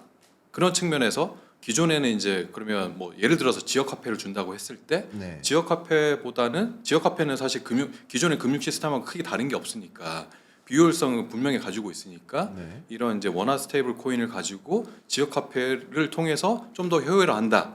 그리고 뭐 은행 내에서도 뭐 은행 간의 결제 시스템을 이 원화 스테이블 코인을 통해서 굉장히 효율화한다라는 측면에서는 그거는 사실 어떻게 보면 굉장히 당연한 얘기고 그리고 그거는 사실 그러면 또 그런 질문이 또 나올 수가 있거든요. 그럼 왜 꼭 원화 스테이블 코인이 돼야 돼? 아니면 CBDC나 예금 토큰이나 이런 거 해도 되잖아. 아니면은 뭐 전자 뭐 그냥 그 중앙은행에서 우리 한국은행에서 아주 거대한 그냥 선물 전자 지급 수단을 만들 테니까 그걸 통해서 하자. 정부 중앙에서 다 통제할게. 근데 그렇게 따지면은 사실 이제 원화 스테이블 코인의 차별성을 사실 저는 이제 뭐 뚜렷하게 찾기는 어려운 것 같고요. 분명히 효율성은 있지만 사실은 제가 주목하고 제가 그리고 말씀드리고 싶은 거는 효과성입니다. 효과성. 이걸 통해서 효율화를 시키는 것뿐만 아니라 우리나라의 새로운 이제 이 새로운 시장을 찾고 싶은 거죠. 이걸 통해서 우리나라 전체적으로 봤을 때 어떤 이득을 얻을 수 있겠느냐라고 했을 때 그동안 우리가 한 번도 해보지 못했던 이런 이제 자본시장의 선진화, 자본시장의 디지털화 뭐 이런 것들을 이 원화 스테이블 코인을 통해서 한번 이루어내면 그러면 아까 보여드렸다시피 이제 우리나라 PBR이 1에 머물고 있는 이런 상황들을 뭔가 좀 이렇게 좀 극복할 수 있는 모멘텀이 되지 않을까 그런 측면에서 저는 효율성보다는 효과성에 좀 더 집중을 하는 게 맞겠다 원화 스테이블 코인은 라고 이제 좀 말씀을 드리고 싶습니다. 말씀 감사합니다. 제가 말씀 속에서 든 하나의 소견은 누군가를 이렇게 비판하기 위해서 드리는 말씀은 아니지만 이 기업을 보면 마케팅 팀과 전략 부서가 있어요. 그리고 회계 부서와 재무 부서가 있어요. 그럼 보면 이 마케팅이나 전략 부서는 뭐든지 한번 해보려고 하는 도전적으로 이런 방식이 있고 회계 재무부서 그거 왜 해야 돼? 좀 안 했으면 좋겠는데 비용 들어가는데 그 비용 때문에 안 될 것 같아. 약간 이런 쪽인데 안타깝게도 국내 많은 이제 공공 사이드에 계신 분들이 이 왼쪽과 같은 마인드를 갖고 계세요. 근데 제가 비난하기 위한 목적으로 드리는 게 아니라 그게 좀 안타깝고 정말 열린 사고가 필요하다. 그러니까 지금 2026년에 맞이할 이 스테이블 코인 전쟁은요. 한 번도 경험해 보지 못한 그런 금융혁명이 일어나는 국면이에요. 그러니까 과거의 공식으로 2026년의 숙제를 해결하면 안 됩니다. 해결이 안 돼요. 어제의 공식으로 사실 이번 책에 그 문장이 있거든요. 어제의 공식으로 내일의 숙제를 해결할 수 없다. 내일 숙제는 내일의 공식이 필요하다. 이런 문장이 들어가 있는데, 그러니까 지금 말씀하신 게 이게 다 상상이거든요. 이렇게도 할 수 있다. 이렇게도. 그러니까 지금은 상상하고 할 수 있다 하고 도전하고 해야 되는 국면 아닌가. 그 어제 우리가 경험했었던 금융 시스템에 머물면서 이렇게 판단하면 도저히 아무것도 해결할 수가 없는 것이다. 이런 생각을 좀 하게 되었습니다. 원화 스테이블 코인 뭐 지금 이야기를 했는데 원화 스테이블 코인이 지금 어디에 쓰일 수 있고 어떻게 방어할 수 있는지를 이야기를 했는데, 그럼 원화 스테이블 코인도 그 발행 업체도 엄청난 돈을 벌 수 있다. 이렇게 좀 가정할 수 있을지 말씀 부탁드리겠습니다. 저는 기본적으로 원화 스테이블 코인 발행 업체는 저는 이제 항상 이제 잘 된다는 가정하에 이제 말씀을 드리고 있으니까 네. 사실 이게 잘 된다는 가정하에서는 굉장히 막대한 돈을 벌 수가 있고요. 그렇죠. 뭐 이 비근한 예로 사실 뭐 전 세계에서 1, 2등 하는 이제 뭐 USDT나 USDC 같은 경우에 정말 막대한 돈을 벌고 있고요. 네. 특히 USDT 같은 경우에 1위 사업자이기도 하지만 지금 직원이 사실 200명이 채 안 됩니다.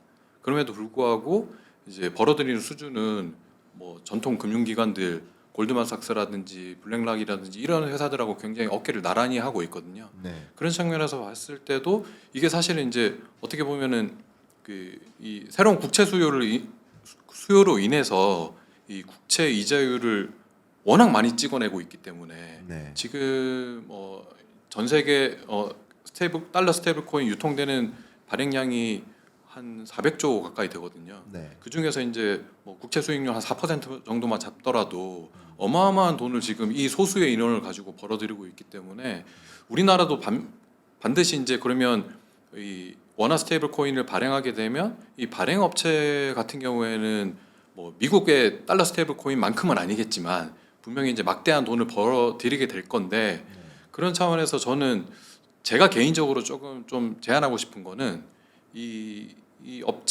발행 업체는 분명히 조금 공공성을 띄어야 된다. 네. 예, 이게 민간 컨소시엄 만약에 형태를 한다고 하더라도 이게 순수하게 그냥 모든 민간 업체들이 진짜 이거 돈만 벌려고 하는 서비스라기보다는 아까 전에 이제 교수님께서 말씀해 주신 것처럼 내수가 굉장히 탄탄해야 된다고 말씀하셨잖아요. 네. 내수가 탄탄하려고 하면 이게 정부의 어떤 좀 지원도 필요해요. 네. 그래서 이걸 단순히 그냥 지역화폐를 이걸로 좀 전환을 한다든지 아니면 이제 공공성 있는 자금을 뭐 원화 스테이블 코인으로 지급을 한다든지 뭐 그런 것들을 한다고 하면 이거는 나라에서 사실 이 업체를 그냥 밀어주는 거잖아요. 네. 그렇게 되면 사실 뭐 이 벌어들이는 수익도 반드시 뭐 좀 이 국가에서 조금 공유를 해야 된다. 그렇게 하면서 이제 조금 상생을 하면서 원화 스테이블 코인의 어떤 좀 국가에 있어서도 어떤 자리매김도 정부 입장에서 민간에다가 야 너 허가해 줬으니까 알아서 돈 벌어 이것보다는 밀어주면서 그 다음에 민간 업체들도 번 돈을 가지고 당연히 이제 우리나라 콘텐츠,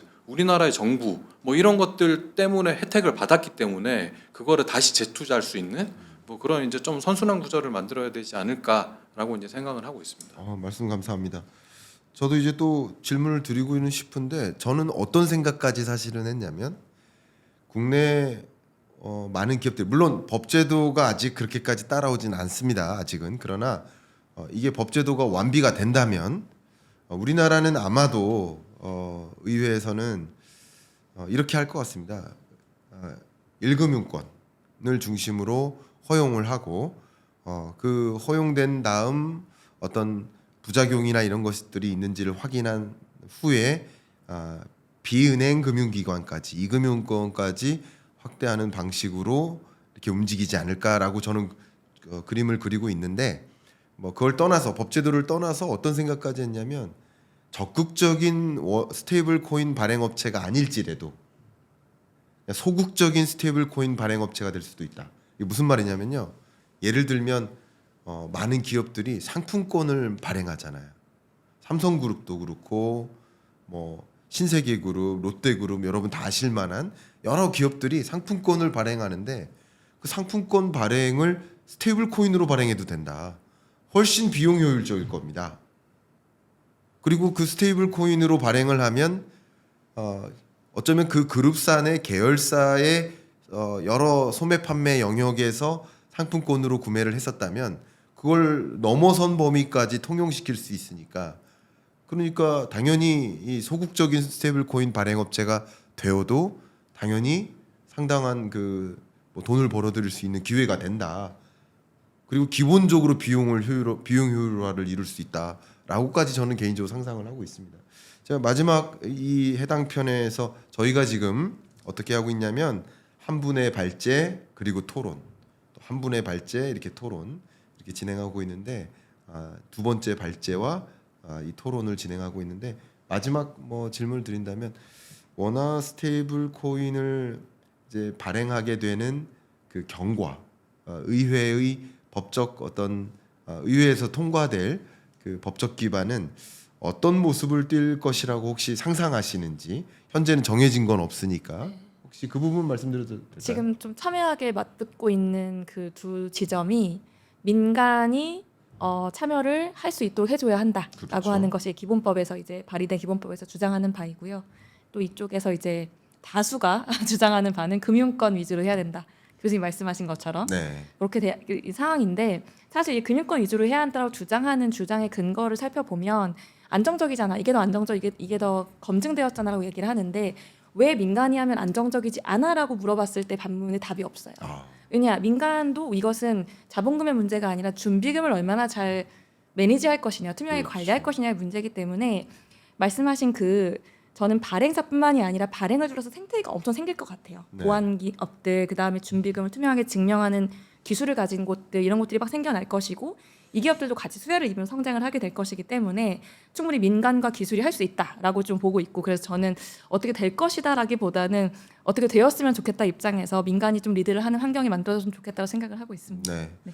뭐 저는 이제 말씀 주신 부분에 대한 코멘트는 그냥 지금 현재 헤게모니를 쥐고 있는 한국은행과 일금융권이 이 헤게모니를 놓치고 싶지 않기 때문에 1차적으로는 일금융권을 중심으로 스테이블 코인을 완성해 놓고 그리고 그 경과를 지켜보면서 부작용 여부를 확인하면서 이금융권 그리고 말 그대로 산업계 민간까지 확대해 나가려는 그림을 그리고 있는 것이 아닌가 이렇게 파악하고 있습니다.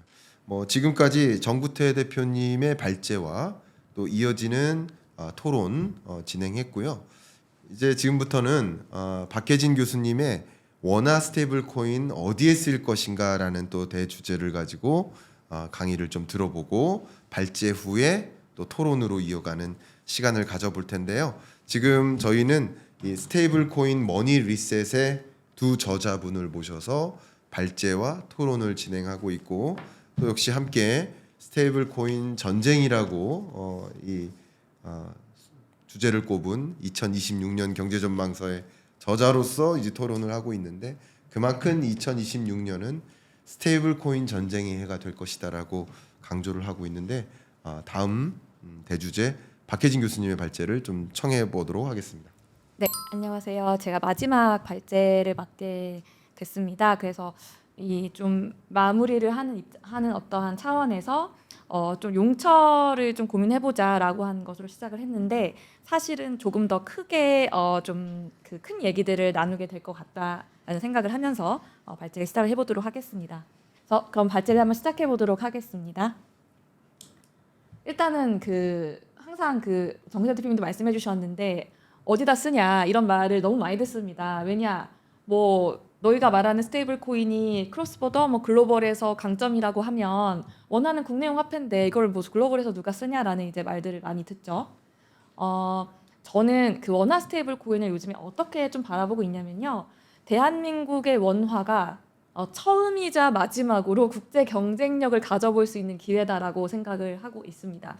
정우택 대표님께서도 오늘 원화의 현 상황에 대해서 많이 말씀해 주셔서 저도 뭐 간단하게만 짚고 넘어가 보면 뭐 처참하죠. 일단은 뭐 우리나라의 수출과 수입에서 차지하는 비중이 2.3% 6.1% 정도밖에 되지 않고요. 스위프트에서 항상 결제통화 순위를 발표하는데 거기서 언제나 찾아볼 수 없습니다. 우리나라 원화 같은 경우에는. 그리고 경제 개방 체제 도입한 지 30년 지났고 우리나라 무역국으로서 10대 자리매김하고 있음에도 불구하고 이제 우리 원화는 화폐로서의 이제 국제적인 화폐로서의 기능을 전혀 가지고 있지 않습니다. 기축 통화나 준기축 통화는 당연히 낄 수 없을 뿐더러 이 교환성 통화라고 해서 부분 국제 통화, 자기네들끼리 이제 좀 사용하는 국제 통화들이 있습니다. 가치 저장 정도의 기능은 할 수 있겠죠. 이런 데 있어서도 우리가 보듯이 뭐 페루의 페소라든지 뭐 이런 곳들까지도 부분 국제 통화 역할을 하고 있음에도 불구하고 대한민국의 원화는 저기에도 지금 끼지 못하는 상황이다라고 볼 수 있고요. 그럼 왜 이렇게 됐느냐라고 보면 결국에는 이게 우리나라의 현실이야, 시장의 선택이야라고 하는 것이 아니라 이 대한민국의 정책적인 선택이 만들어낸 결과일 뿐이다라는 좀 말씀을 드리고 싶습니다. 이런 말씀을 드려야 우리가 다른 선택을 한다면 우리는 그러면 다른 결과를 가져올 수 있지 않을까라는 생각을 좀 할 수 있을 것 같아서요.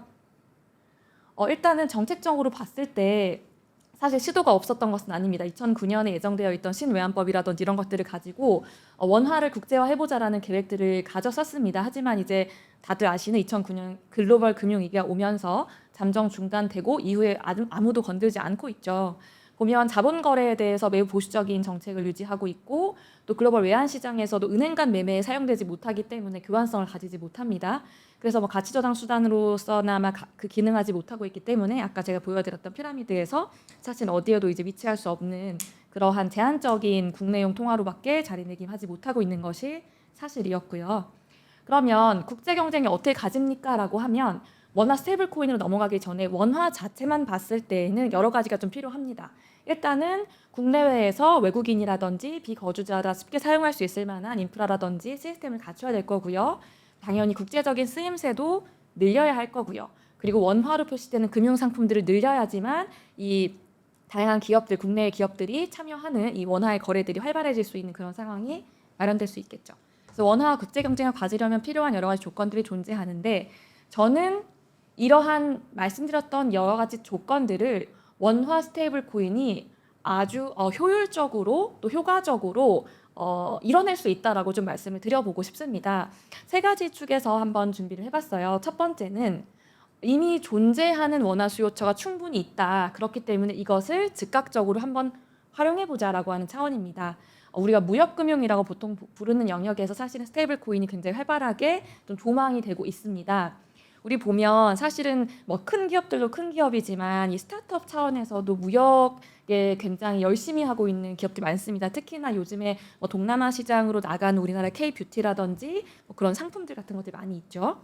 그런데 이 사장님들을 만나서 직접적으로 제가 얘기를 들어보면 실제적으로 무역 현장의 환리스크라든지 해당 은행의 외환 부족 문제라든지 또 결제나 정산 지연 문제 이런 것들이 현재 진행형으로 매일 이루어지고 있고 이것을 통해서 상당한 타격을 받는 경우가 많다고 합니다. 예를 들어서 어떤 사례들을 들었냐면요. 뭐 라오스하고 거래를 하시는데 이 라오스한테 받을 돈이 예를 들어서 10만 달러다 하는데 라오스의 은행 자체에 달러가 없어서 이거를 그냥 1년 동안 조금씩 나눠주면 안 돼? 라고 하는 건 거죠. 그럼 이러한 작은 기업한테는 굉장히 이제 타격으로 올 수밖에 없는 거고요.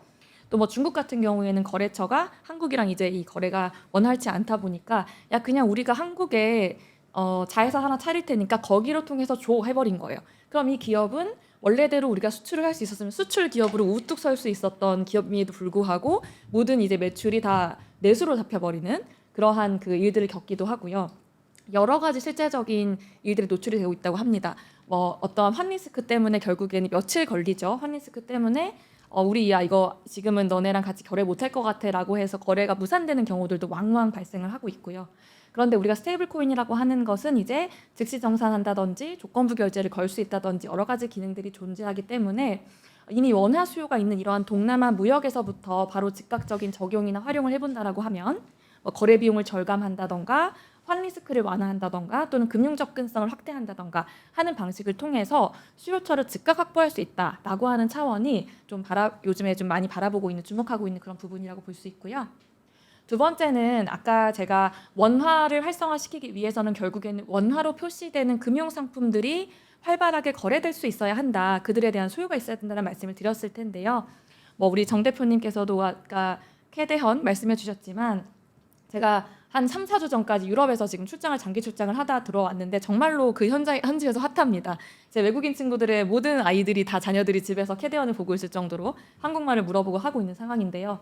그 서클의 수석 이코노미스트이기도 하고 전 이제 연방준비제도 정책 자문위원이었던 고든 리아오라는 분이 있는데 이분이 딱 그런 말씀을 하셨어요. 한국이 원화 스테이블 코인 도입해서 해외 투자자들을 끌어들일 수 있을 것 같다. K-팝 저작권 수익을 스테이블 코인으로 거래한다고 생각해봐라. 그러면 너네가 홍콩이나 싱가포르를 왜 못 따라가냐라는 이야기를 대놓고 하기도 했습니다. 이처럼 K 컨텐츠 자체가 상당히 이제 많은 관심을 받고 있는 상황이죠. 그렇다라고 하면 우리는 이러한 디지털 형태의 K 컨텐츠를 즉각적으로 이에 부합하는 적합한 화폐로 거래할 수 있도록만 도와준다면 또는 적합한 상품으로 만들어질 수 있다라고 하면 얼마든지 금융 상품을 만들어내고 이것의 수요를 창출해낼 수 있다라고 이제 생각을 하는 건 거죠. 우리가 그 수출입은행에서 추산한 바로는 이 K 콘텐츠를 1억 달러 수출하면 관련한 소비재 수출이 1.8억 달러 증가한다고도 나와 있습니다. 정 대표님도 아까 새로운 시장을 만들어내는 차원의 얘기를 많이 해주셨었는데 저 역시나 기존의 상품이 아니던 것, 기존의 자산이 아니던 것이 이제 요즘에 들어서는 새로운 상품과 자산의 옷을 입기 시작을 했고 그렇다라고 한다면 그러한 자산과 상품에 적합한 결제 인프라도 필요하다. 그리고 그러한 결제 인프라는 이것이 디지털 형태이기 때문에 이 프로그래밍 가능한 스테이블 코인이라고 하는 것으로 결합시킬 수 있다. 그렇게 됐을 때 충분히 효과적인 활용이 가능하다라고 하는 말씀을 좀 드리고 싶었습니다.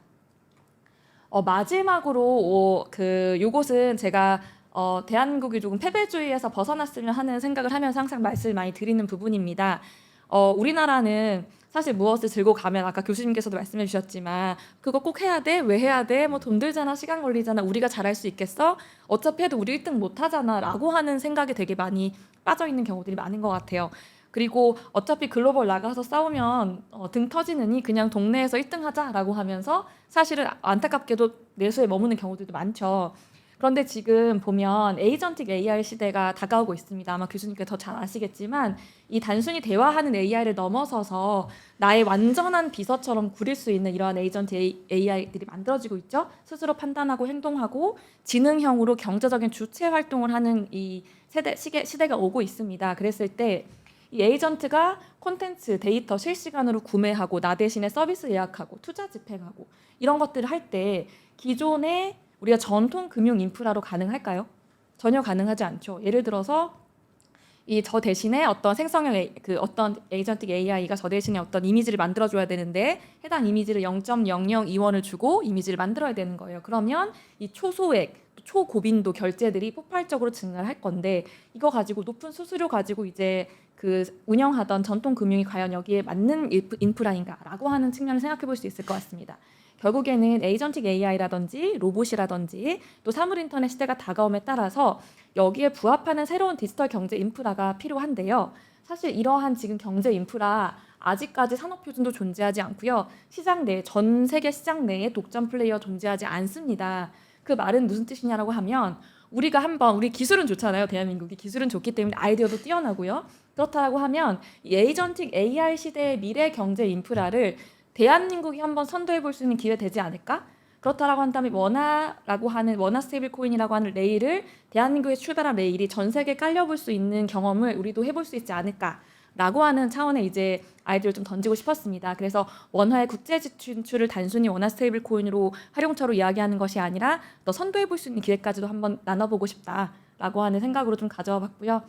결국에는 우리나라가 원화 스테이블 코인이라고 하는 것을 지급 결제 효율화라든지 여러 가지 기존의 장벽을 뛰어넘는 수단으로 활용을 하겠지만 향후에는 AI 경제라고 하는 것이 도래했을 때 핵심 인프라 제공국으로서 자리매김할 수 있는 그러한 기회들을 좀 상상을 해보면 어떨까 싶어서 요 발제를 한번 준비해봤습니다. 네, 감사합니다. 마치겠습니다. 네. 너무 좋은 발제해 주셨는데요. 먼저 정구대 대표님부터 코멘트나 질의 부탁드리겠습니다.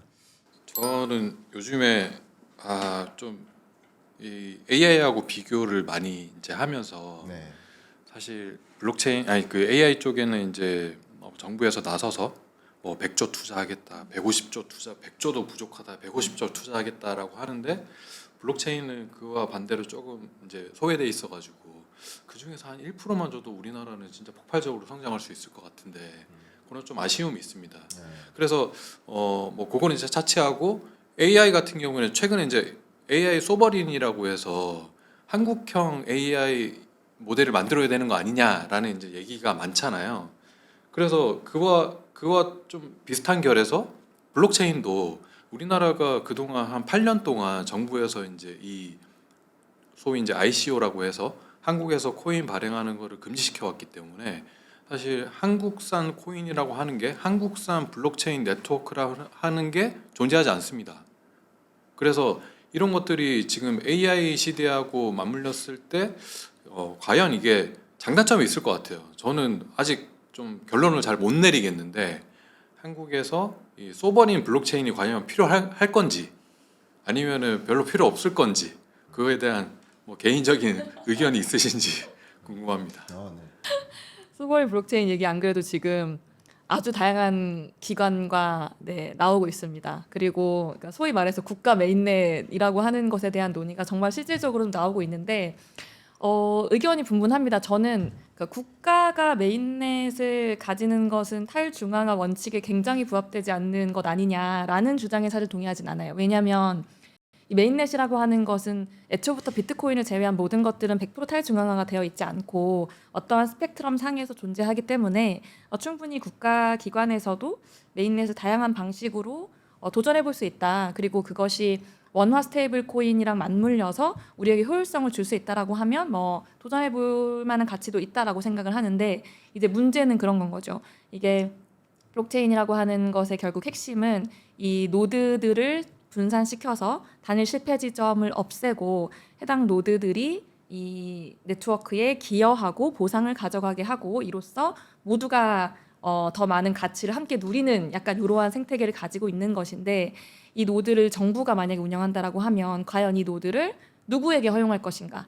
예를 들어서 정부 기관들이 참여한다라고 하면 과연 이것이 블록체인의 어떠한 그 정신에 부합하는 것인가? 아니면 한국인들이 참여한다라고 하면 이해관계가 정확히 일치하는 집단이 노드에 참여한다라고 하는 것은 또 당연히 말이 안 되는 부분이거든요. 이것은 보안을 심각하게 이제 위협할 수 있는 부분이기 때문에 그러면 결국에는 대한민국의 메인넷을 만든다 하더라도 이것의 노드 운영을 전 세계 어너니머스들에게 풀어야 되는 건 건데 그렇다라고 하면 우리가 이제 이것을 어떠한 방식으로 왜 해야 되는지에 대한 근본적인 고민을 좀 할 필요가 있겠죠. 그래서 그런 차원에서 저는 이 논의가 지금 촉발된 것은 굉장히 반갑고 왜냐하면 이제 비로소 블록체인이라고 하는 것에 대한 논의를 해볼 수 있다라는 생각이 들었기 때문에 하지만 동시에 그 시작해야 될 논의가 너무너무 많다라고 하는 생각이 들어서 이거는 교수님께서 한번 특별 주제로 한번 다음에 따라 잡아주셔도 너무 네. 재밌을 것 같습니다. 네, 좋습니다. 주신 발제 굉장히 흥미로웠고요. 정말 이 공공기관이나 이제 공무원분들을 이제 뵐 때 이제 뭐 이렇게 말씀드리면 우리 구독자분 중에도 해당되시는 분들이 계시니까 제가 뭐 혹여나 폄하하거나 뭐 그러려는 목적은 아니지만 그러니까 안 된다 이러니까 안 된다라는 관점에서 2026년을 도전하면은 아무것도 안 됩니다. 근데 지금 어떤 방식으로 되게 할까를 놓고 해야만 이 저성장의 고리에서 벗어날 수 있지 않겠습니까? 다 안 되면 그러면 우린 저성장, 제로성장, 잃어버린 30년 일본 따라가는 모습 아닐까요?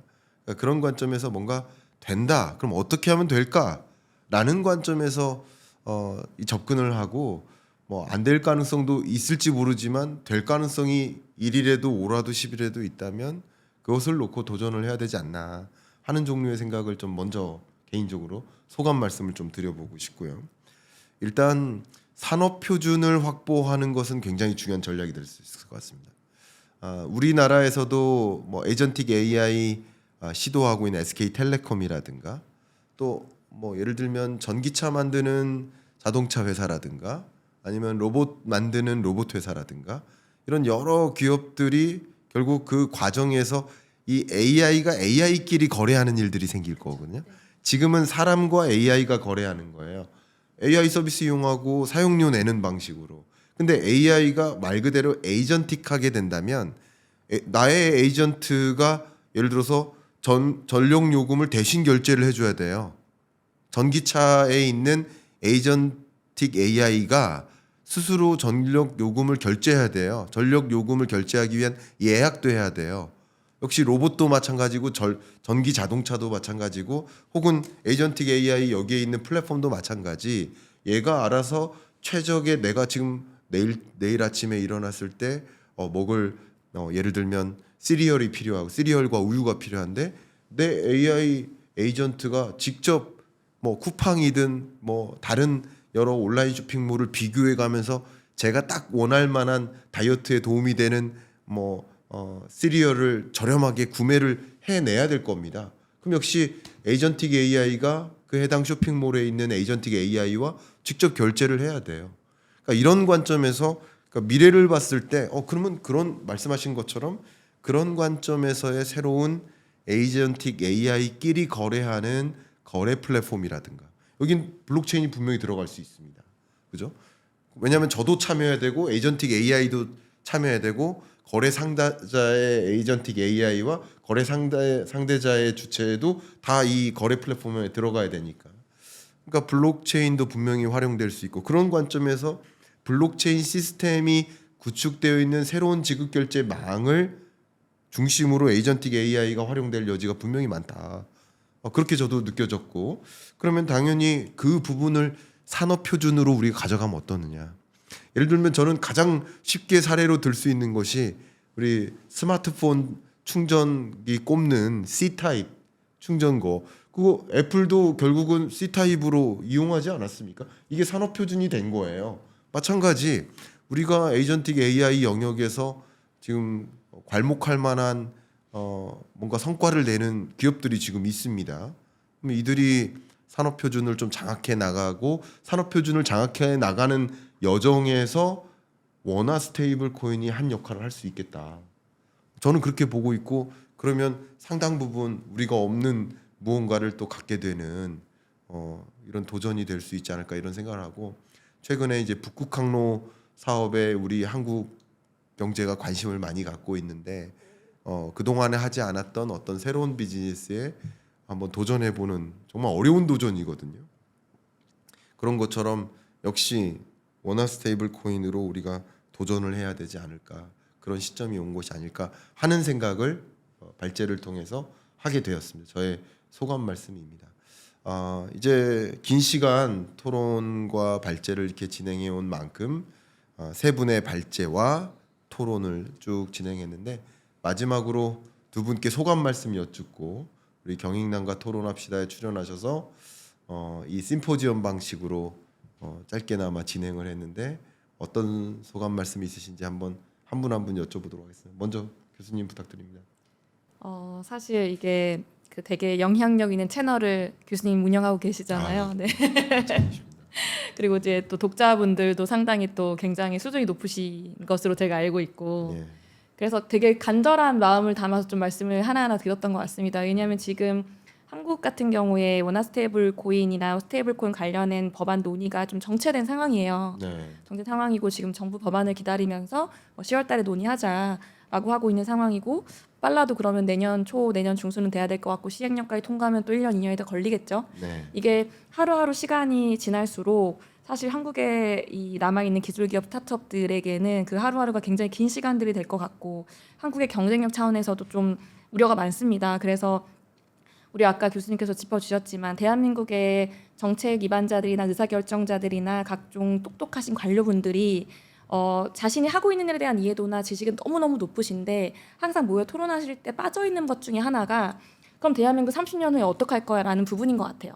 지금 당장 우리가 하는데 이거 통화 지금 컨트롤 안 되니까 안 돼. 재정 컨트롤 안 되니까 안 돼. 이건 이거 위험 있으니까 안 돼. 이런 말씀들 다 맞는 말씀들이시거든요. 근데 거기에 30년 후에 대한민국, 50년 후에 대한민국에 대한 논의가 빠져 있으면 애초에 대한민국이 생존 가능하지 않으면 우리가 지금 하고 있는 이 위협에 대한 논의가 무슨 소용이 있나라는 생각을 합니다. 그래서 이러한 그 방송들을 통해서 저희 목소리가 좀 더 나가고 실제적으로 좀 빠른 제도화라든지 또 적절한 제도화가 이루어졌으면 하는 간절한 마음을 담아서 네, 오늘 그 초대해 주시는데 감사하게 왔고요. 네, 좋은 기회 주셔서 정말 즐겁게 토론했습니다. 감사합니다. 감사합니다. 네, 부탁드리겠습니다. 네.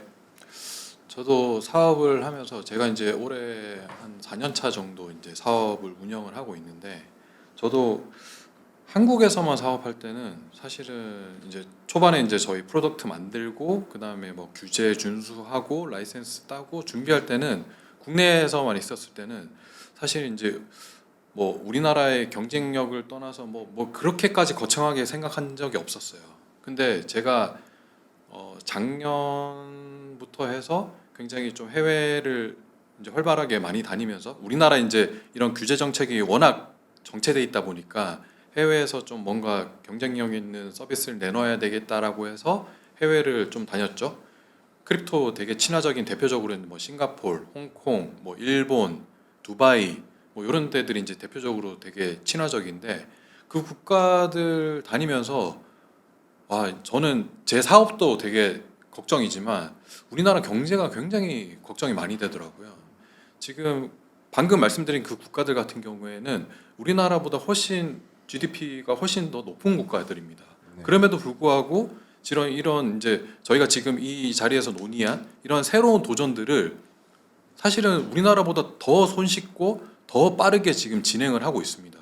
우리나라보다 훨씬 잘 사는 국가인데도 불구하고 그런 새로운 도전에 대해서 별로 거리낌이 없고 그 다음에 새로운 것들을 받아들이는 거에 대한 거부감도 별로 없고 근데 이제 반면에 우리나라는 지금 기존에 하던 것들 기존에 고속도로만 깔고 그 다음에 통신만 깔고 이걸 통해서 계속 뭔가 사업을 성장해왔던 안정적으로 산업 성장을 해왔던 이거에 너무 이렇게 좀 이런 성공 경험에 좀 너무 매몰돼 있는 것 같습니다. 근데 세상은 이렇게 뭐 트럼프를 비롯해서 되게 굉장히 특이한 사람들도 많이 생기고 이런 이제 복잡성의 시대를 살고 있는데 우리나라도 이제 해외처럼 이런 이제 해외 선진국들처럼 좀 더 이제 개방된 자세로 새로운 것들도 도전을 해보고 도전이 설령 만약에 실패한다고 하더라도 그런 실패한 경험을 가지고 뭔가 또 다른 새로운 도전을 할 수 있는 그런 시도를 해야 그동안에 하지 못했던 새로운 시도를 해야 이런 저희 저성장 늪에 빠진 이 견고한 틀을 깰 수 있다고 생각합니다. 그래서 너무 이제 저희가 어떻게 보면 둘 다 이제 이 크립토 산업에서 이제 종사를 하는 사람으로서 어떻게 보면 이 자본시장에 이제 조금 친숙하셨던 분들 입장에서는 너무 이게 좀 치우쳐진 입장이 아닌가라고 생각하실 수도 있는데 그만큼 새로운 어떤 도전과 새로운 시각이 반드시 필요하다는 측면에서 이제 좀 말씀드렸다고 좀 이해해 주시면 좋을 것 같고요. 그런 이제 포용성과 좀 이렇게 열린 자세가 좀 필요할 것 같다라는 말씀을 드립니다. 감사합니다. 지금까지 스테이블 코인 머니 리셋의 두 저자분과 지금 심포지엄 방식으로 발제와 토론을 3차에 걸쳐서 진행했고 역시 제 책 스테이블 코인 전쟁 2026년 경제 전망 함께 많이 사랑해 주시길 바라겠습니다. 제가 끝으로 이 토론을 마무리하는 의미에서 말씀을 드린다면 제가 느낀 것은 아무것도 하지 않으면 달러 스테이블 코인이 원화를 삼킬 것이다.